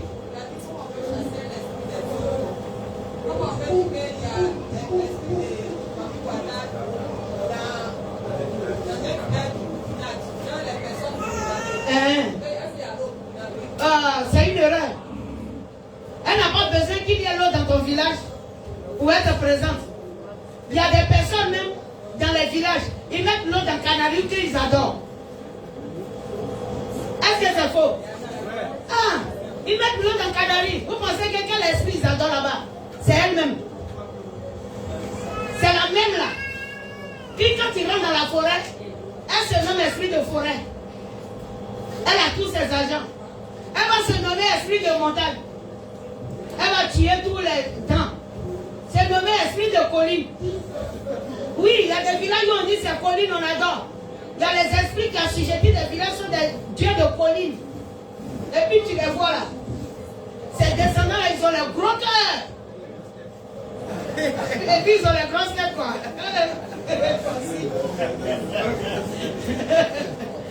Je vous ai dit que maintenant les Yacouba, la naissance est modernisée.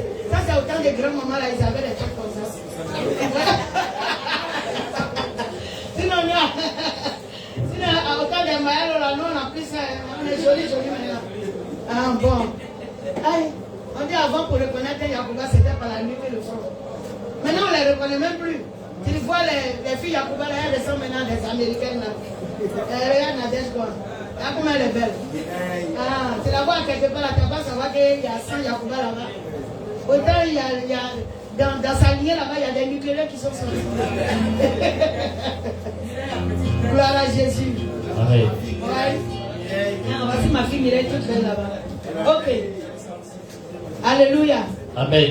Maintenant aujourd'hui là même on trouve des balais même qui ont eu. Pourtant eux leur propre c'était d'avoir tête plate.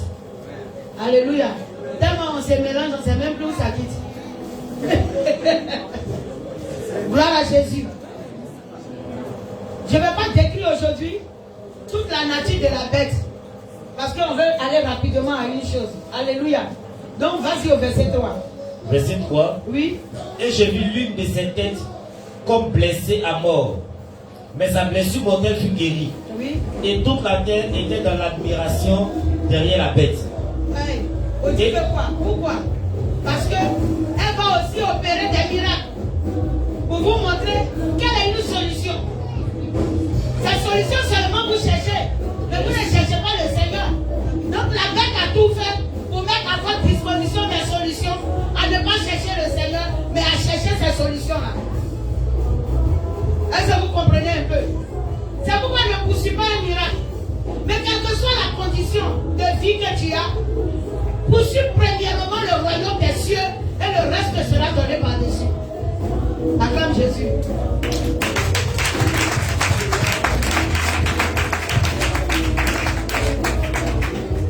On saute directement au verset 5. Verset 5. Oui.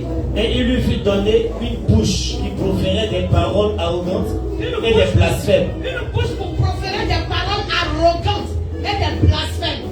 Et il lui fut donné le pouvoir d'agir pendant 42 mois. Le pouvoir d'agir pendant 42 mois.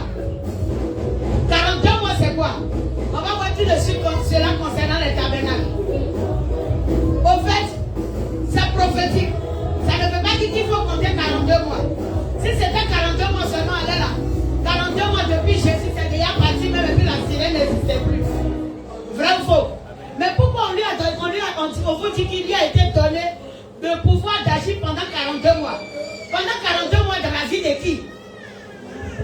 Oui? Parle fort. Parle fort. Donnez-lui le micro.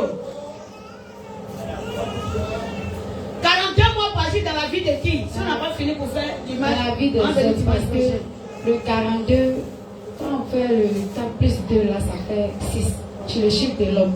Ah, c'est bien. Vous commencez à être très prophétique ici, c'est pas mauvais. Elle dit dans la vie des hommes. Mais continue. C'est pas fini. Qui veut dire encore quelque chose? Il lui a été donné le Le pouvoir d'agir pendant 42 mois. Dans la vie des hommes. Elle n'a pas menti. Voilà. Dans la vie des hommes. Parce que 42 dans le chiffre 6, non? Et le 6, c'est quoi? C'est le chiffre de la poussière. C'est le chiffre de l'homme, c'est le chiffre de la terre. C'est la poussière. Et on continue. 42 mois encore, c'est quoi?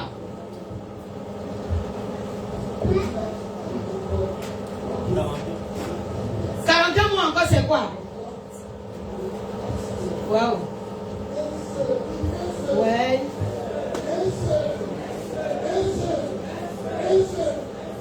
Ah. Même Apocalypse 11, le verset 2 le dit. Il faut voir Apocalypse 11, dans Apocalypse 11, verset 2. Apocalypse 11, verset 2. Oui. La dernière phrase. Car il a été donné aux nations. Oui. Et elles fouleront au pied la ville sainte pendant 42 mois. Ah bon. La révélation se trouve là. Le 42 mois, c'est quoi? Un peu une petite réflexion pour un enfant de Dieu qui aime les mystères. Waouh. Est-ce que tu peux balancer ta main pour dire j'aime les mystères? Il y en a là, les mystères les dérangent trop. Voici 42 mois, c'est quoi? C'est toi qui es vite parti, donc tu as vite nous conduire. Oui? Ça fait plusieurs fois que je t'interroge. Elle a déjà dit le chiffre de l'homme. Maintenant, toi, tu m'as autre chose. Maintenant, Oui. pour moi, Dieu a créé le monde en 6 jours. Et le 7e jour, il s'est reposé. Les 6, pour moi, 6, Tu veux dire quoi, c'est le chiffre de c'est l'homme? le chiffre, non pas le chiffre de l'homme, mais le chiffre de l'accomplissement. De 1 à 6, Non, hein. c'est... Oh, faut t'écrire avec. Faut t'asseoir, oui. Il dit amen. 42 mois, c'est quoi? 42 mois équivaut à combien de temps? 42 mois fait combien de temps? Ça fait 3 ans et demi. Lorsque le Seigneur est venu pour la mission sur terre, il a fait combien de temps pour partir? Pendant 3 ans et demi, il a prêché la parole aux hommes. Est-ce que vous voyez? Donc les 42... comment il a fait même pour les envoyer dans le mystère? Le Seigneur est en train de vous parler d'un temps défini. Est-ce que vous comprenez? Il y a un temps assez au fait pour que quelqu'un étant venu dans l'église pendant au moins 3 ans et demi comprenne la signification de la conversion. Est-ce que vous comprenez un peu? Voilà, le message de Dieu. Pendant 3 ans et demi, le Seigneur a donné le message du salut. Et il a dit que quoi? Tant que tu n'as pas atteint cette connaissance, tu n'es pas arrivé à cette compréhension, tu n'as pas encore compris le message du salut, c'est comme tu n'as pas encore fini les 42 mois. C'est voilà, au fait c'est quelque chose comme ça. Mais pendant tout ce temps, où tu n'es pas encore arrivé à la connaissance, la sirène va toujours agir dans ta vie. Vous voyez un peu? La sirène, elle va toujours agir dans ta vie. Les 42 mois. C'est pourquoi tout à l'heure, quand on va parler des tabernacles, Apocalypse 11, déjà même, le verset 2, lis-moi ça directement, vous allez voir. Il dit, mais le pavis extérieur du temple. Le pavis extérieur du tabernacle que nous allons voir tout à l'heure. Laisse-le en dehors. La Bible dit laisse-le en dehors. Et ne le mesure pas. Ne le mesure pas, qu'il ne soit pas compté dans le cadre du salut. Parce que quoi? Quand il a été donné aux nations. Il a été donné aux nations. Elles fouleront au pied la ville sainte. La ville sainte. Pendant 42 mois. Tu seras dans l'église. Tu vas dire que tu es converti. Quand tu vas en Ézéchiel, il a dit que quand le Seigneur parle dans le lieu saint, l'onction là-bas, elle me fait retentir la voix de l'Esprit de Dieu. Ézéchiel 44 par là, jusqu'au pavis. Donc tu plais dans le pavis, tu vas avoir aussi des révélations. Tu peux entendre aussi le message de Dieu. Mais il ne tient qu'à toi de décider de te convertir afin d'entrer dans le lieu saint. C'est à partir du lieu saint que Dieu peut calculer maintenant ton salut. Sinon, tant que tu es dans le pavis, tu es encore foulé au pied. C'est dans le pavis que tu vas utiliser du sel, tu vas utiliser vin pour te laver, tu vas utiliser miel pour te frotter. C'est dans le pavis que tu vas faire ça.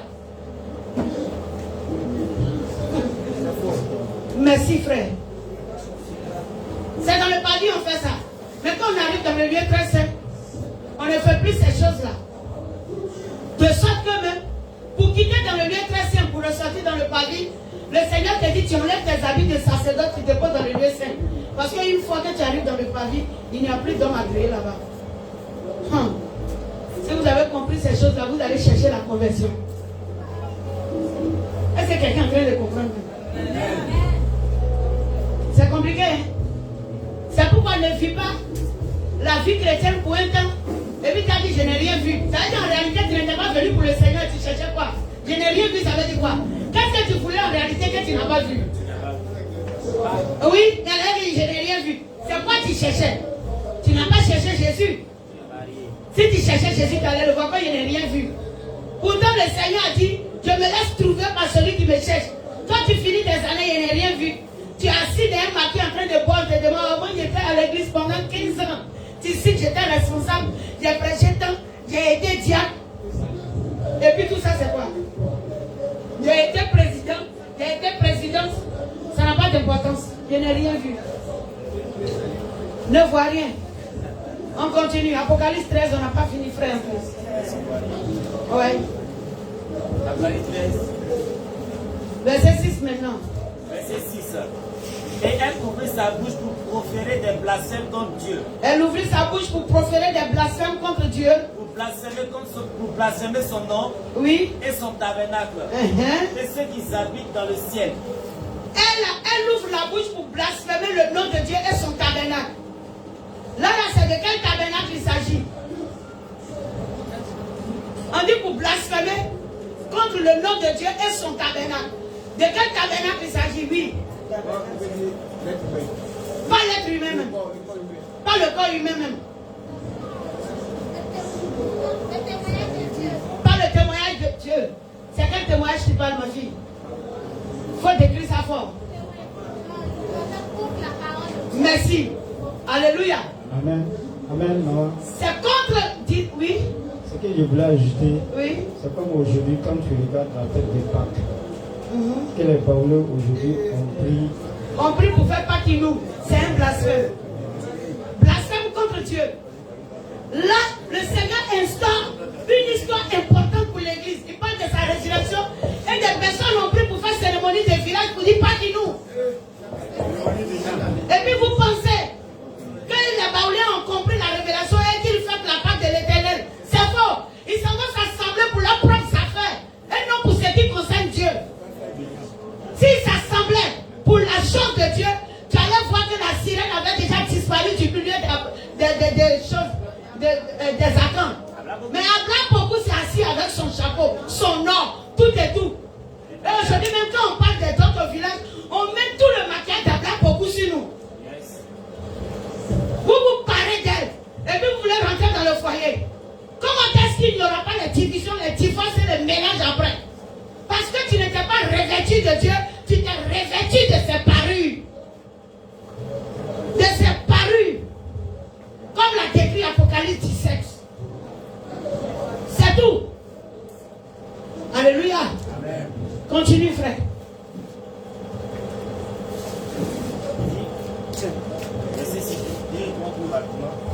Et elle ouvrit sa bouche pour proférer des blasphèmes contre Dieu. Oui. Pour blasphémer son nom. Pour blasphémer son nom et son tabernacle. C'est-à-dire Dieu, la parole de Dieu et la personne de Dieu. Elle blasphème. Elle fait croire aux hommes que Dieu les a mal destinés. Et qu'elle, la sirène, elle peut transformer les destins à travers les marabouts, les féticheurs, les faux prophètes. Et puis il faut vous donner des recommandations. La nuit à 0 heure, tes amis dorment, ils se reposent. Deux sont en train de prier. Tu as un poulet maintenant dans les carrefours. Tu regardes à gauche, à droite, puis la personne, il faut tuer. Quelqu'un t'a déjà vu.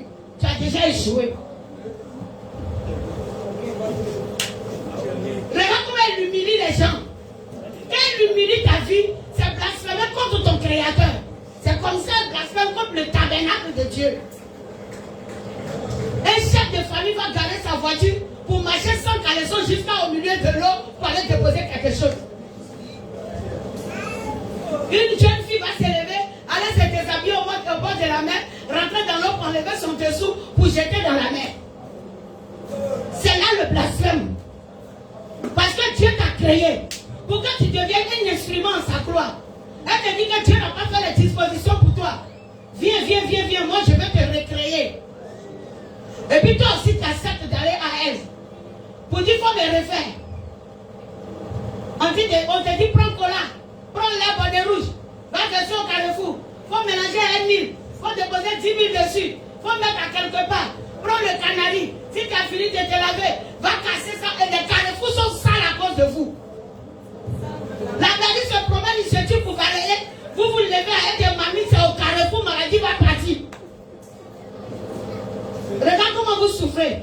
Voici le blasphème de la sirène. Et les gens lisent, ils ne comprennent pas. Parce que quoi? Personne ne voulait expliquer. Le livre éthiopien dit quoi? On dit est-ce que tu lis ce que tu comprends? Il dit il comprend comment s'il n'y a personne pour m'expliquer. Et quand aussi Dieu élève quelqu'un, il dépose quelqu'un, il met quelqu'un pour vous expliquer, vous trouvez que la parole qu'elle vous donne est dure, et que vous cherchez là où on va vous dire de vous frotter à elle. Toi tu es venu accepter Jésus, un pasteur te recommande lait et puis cola. Tu vois pas qu'il est marabout? Des églises où on casse œufs sur la tête des gens pour dire que tu es tombé en transe, ça va cesser. On va écraser l'ail pour frotter à des chrétiens. Waouh! J'ai coupé le citron en deux et dans ma chambre, ça chasse les démons. Ah! Le nom de Jésus fait quoi? Le sang de Jésus fait quoi? Et puis c'est citron, c'est l'ail, ce sont ces choses-là qui vont maintenant donner la solution à ton problème. Tu n'es pas fatigué et chargé. Tu aimes encore le maraboutage. Ça veut dire que tu n'es pas encore fatigué. Continue. Quand tu seras fatigué et chargé, tu reviendras pour avoir le repos de Dieu. Je t'encourage. Continue seulement. Le Seigneur dit, il veut ceux qui sont fatigués et chargés. Il y en a, ils sont fatigués, mais ce n'est pas encore lourd pour eux. Donc, ils continuent. Continuez. Merci. Terminons. Verset 7. Ouais. Et il lui fut donné de faire la guerre aux saints. Oui. Et de le vaincre. Et il lui fut donné autorité sur toute tribu, tout peuple, toute langue et toute nation. Merci. On lui a dit de faire la guerre à qui? Aux saints. Vous avez compris, non? Qui sont ces saints? Ah bon. Donc si vous prenez connaissance de ça là, vous allez vous lever dans la bataille que de rester dans la distraction. Mais toi tu passes toute la semaine, même tu ne dis même pas au Seigneur que ton règne vienne. Tu ne pries pas pour l'église, ça ne t'intéresse pas.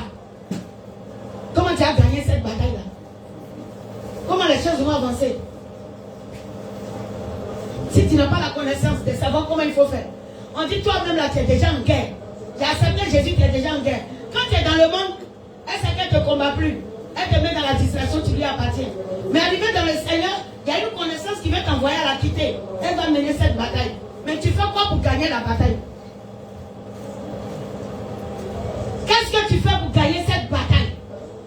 On dit lui a été donné de faire la guerre au sein et de les vaincre. Pas seulement de faire la guerre et de les laisser. On dit faire la guerre et les vaincre.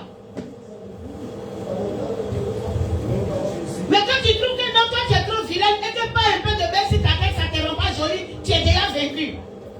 Parce que c'est dit à l'Éternel, tu vois comment tu m'as créé à mon front là, il me faut mèche pour cacher un peu. Il t'a créé à ton front, le front là lui plaît, il faut lui donner ça. Il t'a créé noir, le teint là lui plaît, il faut lui donner ça. Il dit que différentes couleurs dans le royaume. Toi tu veux changer ton teint, si nous tous on est blanc, c'est que la vision de Dieu a échoué. Vous ne comprenez pas? Si tu t'es dépigmenté, tu fais échouer la vision. Arrête de changer ton teint pour que le Seigneur soit glorifié. Alléluia.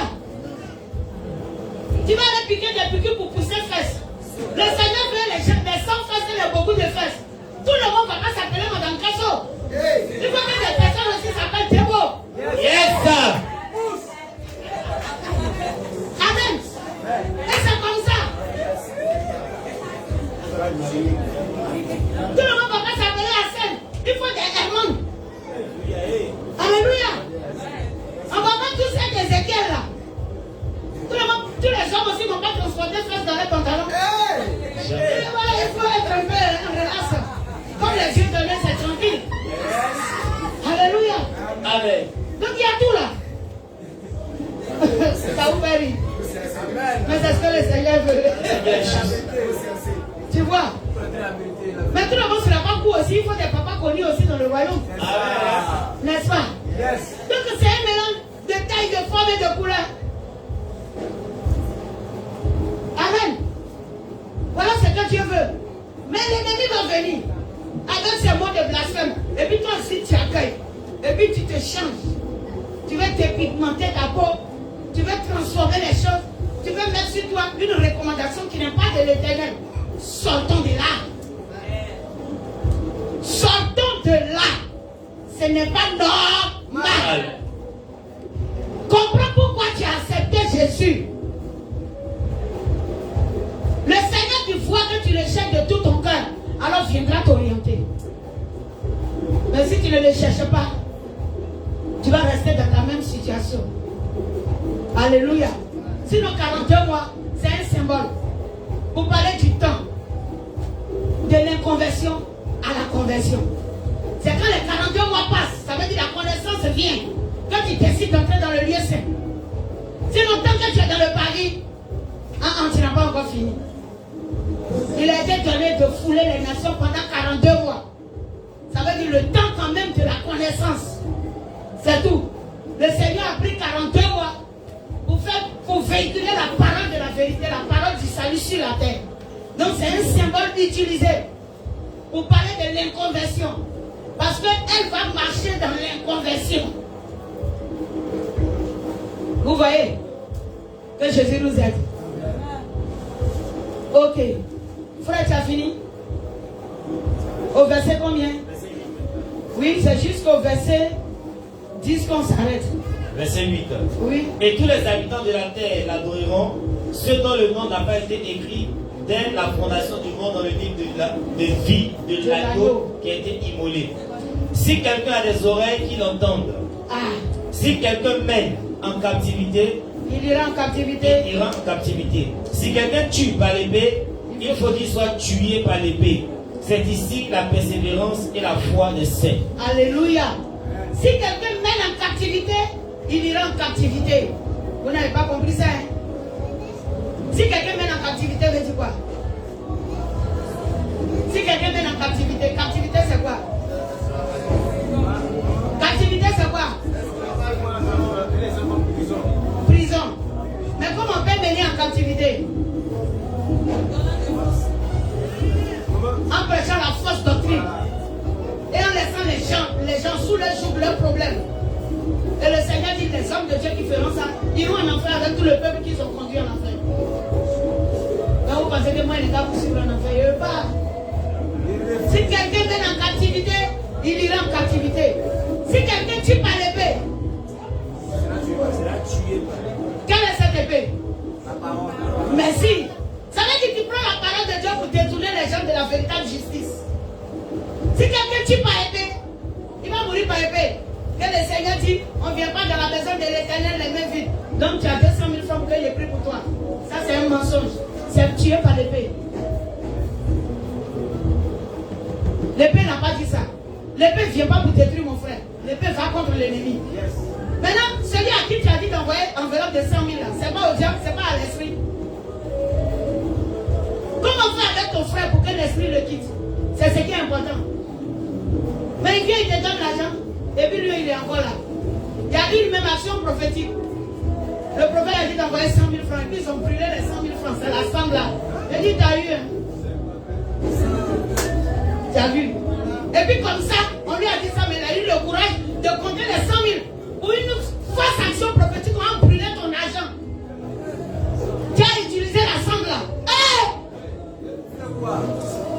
Tu as vu. Et puis la personne a brûlé. Un jeune couple, ils ont brûlé les 100 000. Jusqu'à là, la situation n'a pas changé. Mais maintenant, même la rétrograde est bien.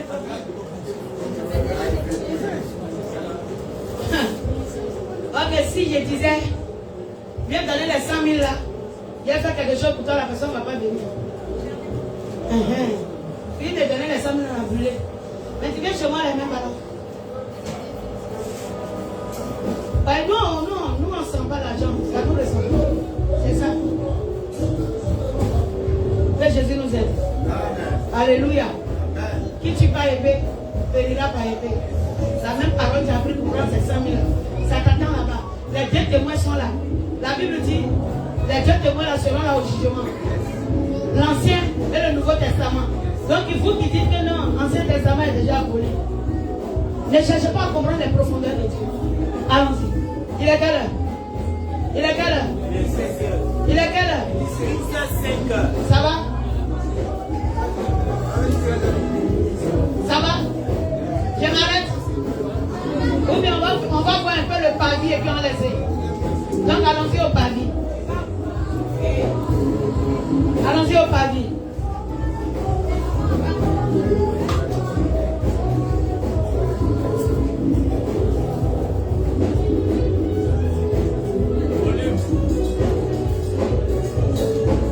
Oui, le pavis.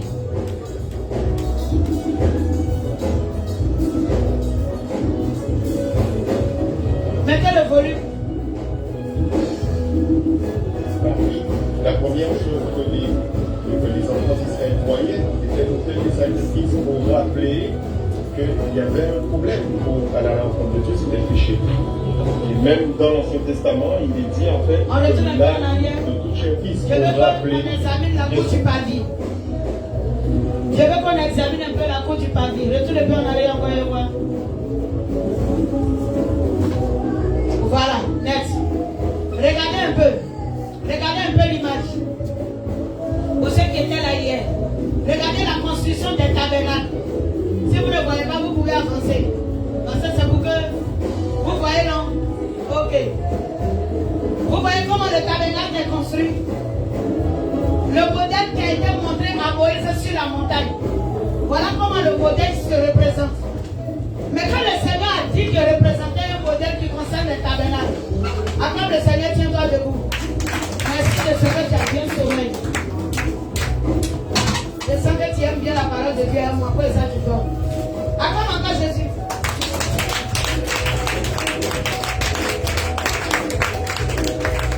On est grand, on peut prendre une journée maintenant pour écouter la parole de Dieu. Mais non seulement tu viens à 10h puis tu dors à 12h. D'accord?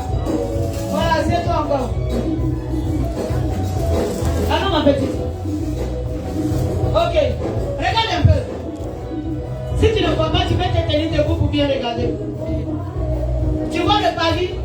Tu vois le tabernacle?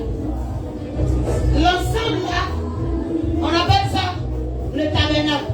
Est-ce que vous voyez? Maintenant, le tabernacle est divisé en combien de parties? Parlez avec moi, on a vu ça hier. En 3 parties. Le tabernacle est divisé en 3 parties. Est-ce que vous voyez? Donc, on n'a pas montré dehors. Vous voyez dehors là? C'est le peuple qui vit. C'est-à-dire chacun est chez lui. Mais lorsqu'il s'agit de la vie chrétienne, il y a un rassemblement. Il y a quelque chose qui définit notre vie chrétienne. Gloire à Jésus. Et le Seigneur parle du tabernacle. Amen. Regarde le contour. Là où il y a les draps blancs entourés là. Eux, ils entourent quoi? Toute la maison, tout le tabernacle. Donc, à l'intérieur ici, on appelle ça la première partie du tabernacle, qui est le pavis extérieur. Gloire à Jésus. Relis-moi Apocalypse 11. Regarde le pavis extérieur. On peut trouver, je passe un peu. Apocalypse 11. Vous voyez là, il y a des gens qui marchent, ils veulent entrer. N'est-ce pas? Ça c'est le peuple. Ils rentrent, ils ont entamé quoi? Ils ont entamé quoi? Un mouton. Ils s'en vont donc pour faire quoi? Sacrifice.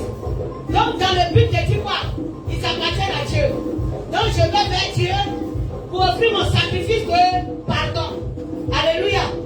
Le Seigneur dit tout ce sacrifice pour demander pardon à Dieu. Ça s'arrête là dans le pavis. Tu viens à l'église, non? Ta première place là, voilà ça là. Le pavis. Dans le pavis, on trouve l'autel de sacrifice qui est là. Donc je suis venu, on dit fais prière de repentance pour dire j'appartiens à Dieu.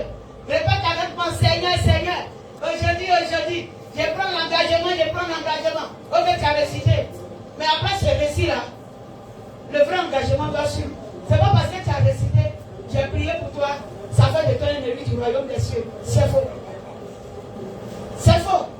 On a l'habitude de dire, la Bible dit qu'il y a de la joie dans le ciel pour une seule personne qui est sauvée. N'est-ce pas? Yes. Et puis quand quelqu'un vient se présente le dimanche, on dit, oh, il vient de rentrer dans le salut, on acclame. Il n'est pas encore entré. C'est le jour que tu quittes sur la terre et que tu arrives devant le trône. Et puis les anges qui sont à la porte du paradis, où il est écrit, bienvenue dans le royaume de ton Père. Quand les anges là enlèvent l'épée pour que tu rentres, le ciel tout entier arrête toute activité pour t'acclamer. C'est là que le ciel arrête toute activité. Les anges arrêtent toutes leurs activités. Et puis on acclame la personne qui vient d'être sauvée. Parce que dans l'année il est difficile qu'il y ait un sauvé qui quitte sur la terre pour entrer au ciel. Mais regarde le nombre de personnes que nous sommes dans les églises. Et puis le Seigneur dit pour que tu année, une personne rentre au ciel, c'est compliqué. On ne trouve pas. Mais ce qu'on est, tu es fatigué. Moi, je cite les noms. Amen. Comme ça, est-ce que ça n'effraie pas? Si. Pour qu'une seule personne entre au ciel. Mais quand une seule personne parvient à rentrer au ciel, c'est la joie dans le ciel. Les anges arrêtent leur activité. Et l'acclamation même se fait entendre jusqu'à un enfer. Et puis Satan s'embrouille là-bas. Parce qu'il dit cette acclamation que j'entends là, de très haut là, c'est qu'une personne vient d'être sauvée. Et puis il se fâche contre ses démons. Comment vous avez pu le laisser? Vous n'avez pas regardé le film du pèlerin ici? Ah bon, c'est comme ça. Comment vous avez pu le laisser? Et puis il a réussi. Vous ne lui avez pas infligé assez de difficultés. Non, ne te dis pas qu'on devient chrétien, on n'est plus souffrir. C'est faux. Persécution ne va pas finir. Satan va faire tout pour t'empêcher d'entrer au ciel. Il va mettre toutes les difficultés au devant de toi. Toutes sortes de difficultés. Il va envoyer des fausses préoccupations dans ta pensée. Pour te déconnecter de ce qui est important, essentiel pour ta vie. Faisons très attention. Regarde le palier extérieur. C'est là que le sacrifice de pardon se fait. C'est là que se trouve l'autre ablution. Pour que les sacrificateurs fassent l'ablution avant d'aller tuer l'agneau. Fassent l'ablution avant d'entrer dans le lieu saint. Mais le peuple n'entre pas dans le lieu saint. Pour que le peuple puisse entrer dans le lieu saint, il faut être élu à Dieu. C'est pourquoi beaucoup sont appelés, mais peu sont élus. Tu dois travailler à ton élection. Dis à quelqu'un, travaille à ton élection. Il faut être élu. Alléluia. On doit travailler à l'élection. C'est ce que Dieu veut de nous. Ce que Dieu désire, c'est notre sanctification. Apocalypse 11, il a dit quoi? Mais le pavis extérieur du temple, laisse-le en dehors. Laisse-le en dehors. Et ne le mesure pas. Il ne faut même pas le compter dedans. Car il a été donné aux nations. Et elles fouleront au pied la ville sainte. Pendant 42 mois. Alléluia. La ville sainte, c'est quoi? C'est l'église. C'est tout. Mais il a été donné à tout le monde. Si tu, même ces féticheurs, il faut l'inviter. Nous tous, on est rassemblés. Et c'est là, dans le pavis, là, on vous enseigne la parole. Pour que vous fassiez, faites l'effort. Vous entrez où? Vous entrez dans le lieu saint. Alléluia. Je pense que quelqu'un, tu arrives, non? Amen. C'est ce qui est important. Vous avez la grâce d'être dans une assemblée où les profondeurs vous sont données. Yes. Il y a des gens dans des lieux qui cherchent cela. Ils n'ont pas encore reçu. Tu as de la richesse. Amen. Ne méprise pas cette richesse. Amen. Acclame Jésus.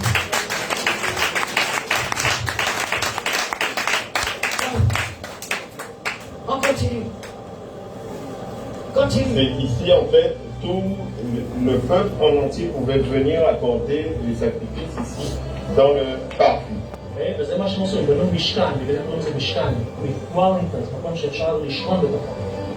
Et pourquoi donc on a appelé ça le Mishkan? Il faut savoir que le Mishkan, ça se dit en français le lieu de la rencontre. Donc c'est un lieu où le peuple venait rencontrer Dieu.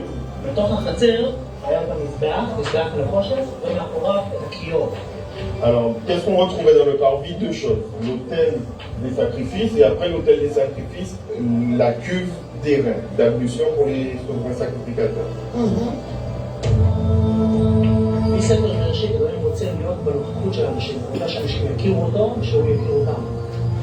À partir du livre de la Genèse, Dieu a toujours voulu que les hommes le connaissent et il a voulu aussi se révéler aux hommes. Mais il y a eu un problème. Le péché. Il y a le péché dans l'homme. Le seul palais de Dieu, c'est le péché. Et qu'est-ce qu'on voit? On entrait à l'intérieur donc du parvis. La première chose que les enfants d'Israël voyaient, c'était l'autel des sacrifices pour rappeler qu'il y avait un problème pour aller à la rencontre de Dieu, c'était le péché. Et même dans l'Ancien Testament, il est... Quand les hommes sont invités, quand nous venons dans le parvis, c'est là qu'on vous enseigne que Dieu et le péché, c'est un problème. C'est ce qu'il est en train de dire. Qu'il y a un problème pour la rencontre de Dieu. Le problème, c'est le péché. C'est pourquoi, vous voyez le sacrifice, ils ont montré l'animal, ils ont déposé sur l'autel, afin de sacrifier. Mais comment la chose se passait? Le sacrificateur vient, tu viens avec ton animal, et puis tu poses ta main sur l'animal pour confesser tes péchés sur lui. Jacques, merci de dormir. Donc tu poses ta main sur l'animal pour confesser tes péchés. Parce que comme tes péchés et Dieu ne peuvent se rencontrer, alors déverse sur l'animal tes péchés. Et puis au lieu que c'est toi qui meurs, parce que la Bible nous dit que l'âme qui pêche, c'est celle qui mourra. En Jérémie, tu sais, je crois. L'âme qui pêche, c'est celle qui mourra. Pourtant, Dieu et le péché ne se rencontrent pas. Ésaïe 59 dit quoi? Non, la main de l'Éternel n'est pas courte pour nous exaucer, et ses oreilles ne sont pas sous-pointantes, mais ce sont nos iniquités, nos péchés qui mettent une barrière entre nous et Dieu. Bon, pourquoi tu ne veux pas que je t'enseigne la sainteté? Moi, je suis là pour que tu rentres au ciel. Si tu as sauvé, lève-toi. J'ai quelques minutes pour finir. Hélène, tu n'as pas fini de chasser l'esprit de moi. Il faut te tenir debout. Tu as une bataille, tu ne dois pas aller là. C'est la parole qui libère. Ce n'est pas l'imposition des mains. Parce qu'il va sortir. Si ton cœur n'est pas prêt, il va revenir en toi. Alléluia.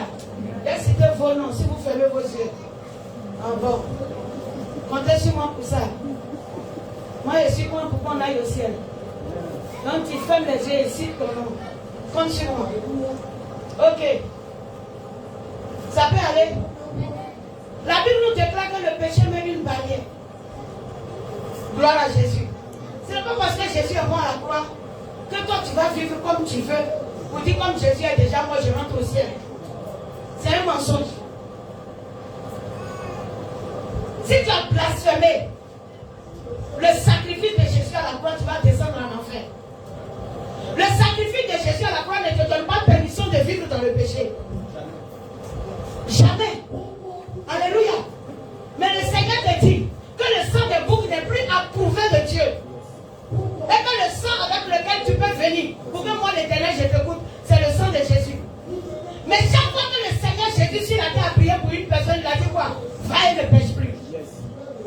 À toutes les occasions où il y a eu une infirmité dans la vie d'une personne, le Seigneur a toujours dit à la personne, va et ne pêche plus. Pourquoi il ne lui a pas dit, moi l'Éternel, je t'ai déjà touché, va faire ce que tu veux, le royaume est gagné. Et puis vous voulez blasphémer. Ne nous accordons pas à la sirène pour proférer aussi des blasphèmes contre Dieu et son tabernacle. Monsieur Paul, tu es fatigué? Ça va aller. Alléluia. Je suis là pour citer les noms. Amen. Amen.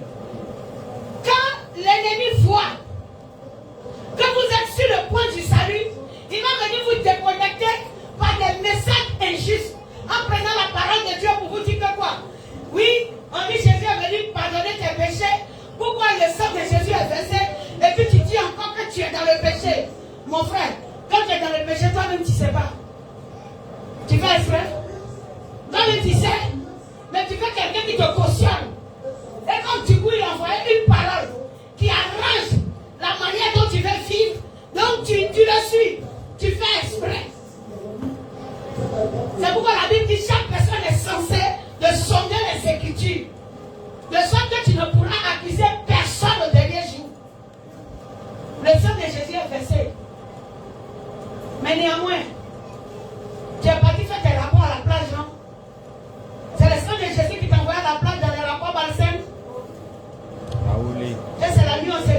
là-bas. Il y a plein de choses qui se passent là-bas à la plage. Regarde. Et puis tu viens parler en langue ici, tu veux me donner prophétie. Feu sur ton règne. On t'a prescrit que oui, il faut aller sortir avec ta femme à la plage, là, ça va te donner enfant. Et aller. Donc c'est à la plage là-bas maintenant, le Seigneur assiste les rapports sexuels. Imagine combien de paris de nuit sont rentrés dans ton ventre. C'est des trucs qu'on a vus. Des gens qui sont allés coucher à la plage pour dire cherche enfant. Quand Jésus voulait entrer dans le ventre de Marie, là, c'est à la plage, Dieu l'a envoyé. Ça fait pitié. Alléluia. Donc c'est là qu'il y a le parvis. Et la Bible dit que quoi? Les nations vont fouler le parvis. Tout le monde. Allez, retour. Donc tant que tu demeures dans le parvis, dis-toi que tu n'es pas encore converti. Mon cher, arrangeons-nous pour entrer là-bas. Continue, frère. Ou bien la soeur en Christ. Faites que l'âme de toute chair est dans le sang.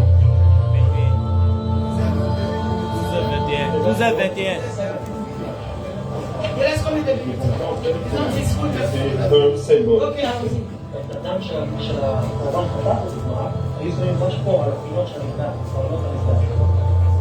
L'autel avait 4 points et aux 4 points, on devait mettre le sang de la victime qui était sacrifiée pour rappeler aussi donc le péché. Ouais. Alors là, on voit la cuve des reins.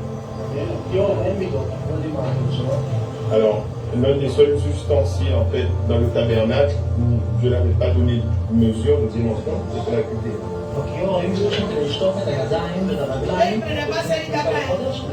C'était une cuve terrain. Pour mettre l'eau pour la mission. Cet ustensile était utilisé uniquement pour les sacrificateurs qui, avec le bol, devaient prendre de l'eau et devaient se laver les mains et les pieds avant d'entrer dans le lieu saint et avant même d'officier pour opérer les sacrifices.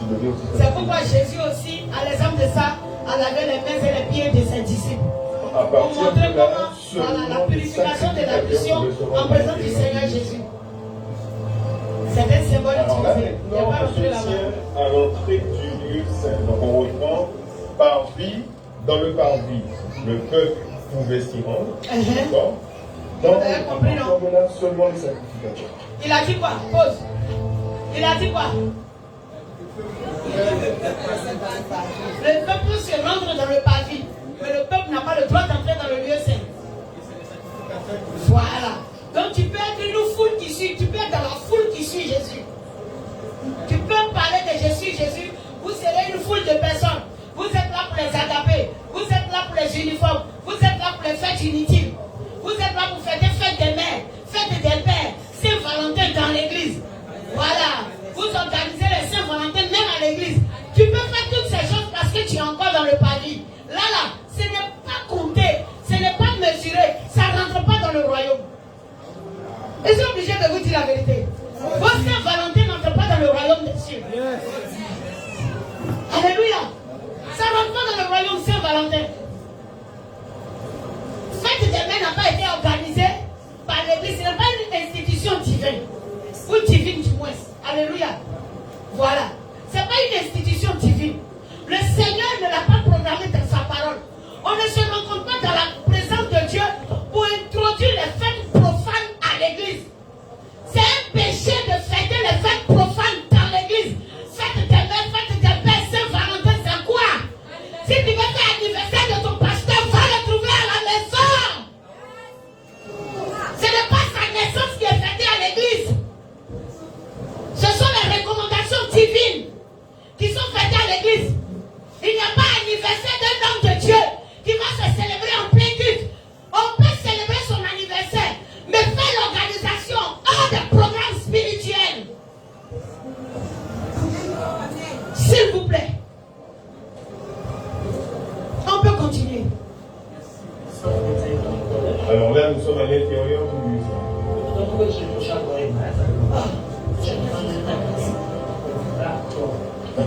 On retrouvait 3 ustensiles à l'intérieur du lieu saint. Premier, ça c'est le lieu saint. On peut trouver à gauche, donc là, le chandelier. Ça, même pause. Dimanche prochain, on continue. On peut acclamer le Seigneur.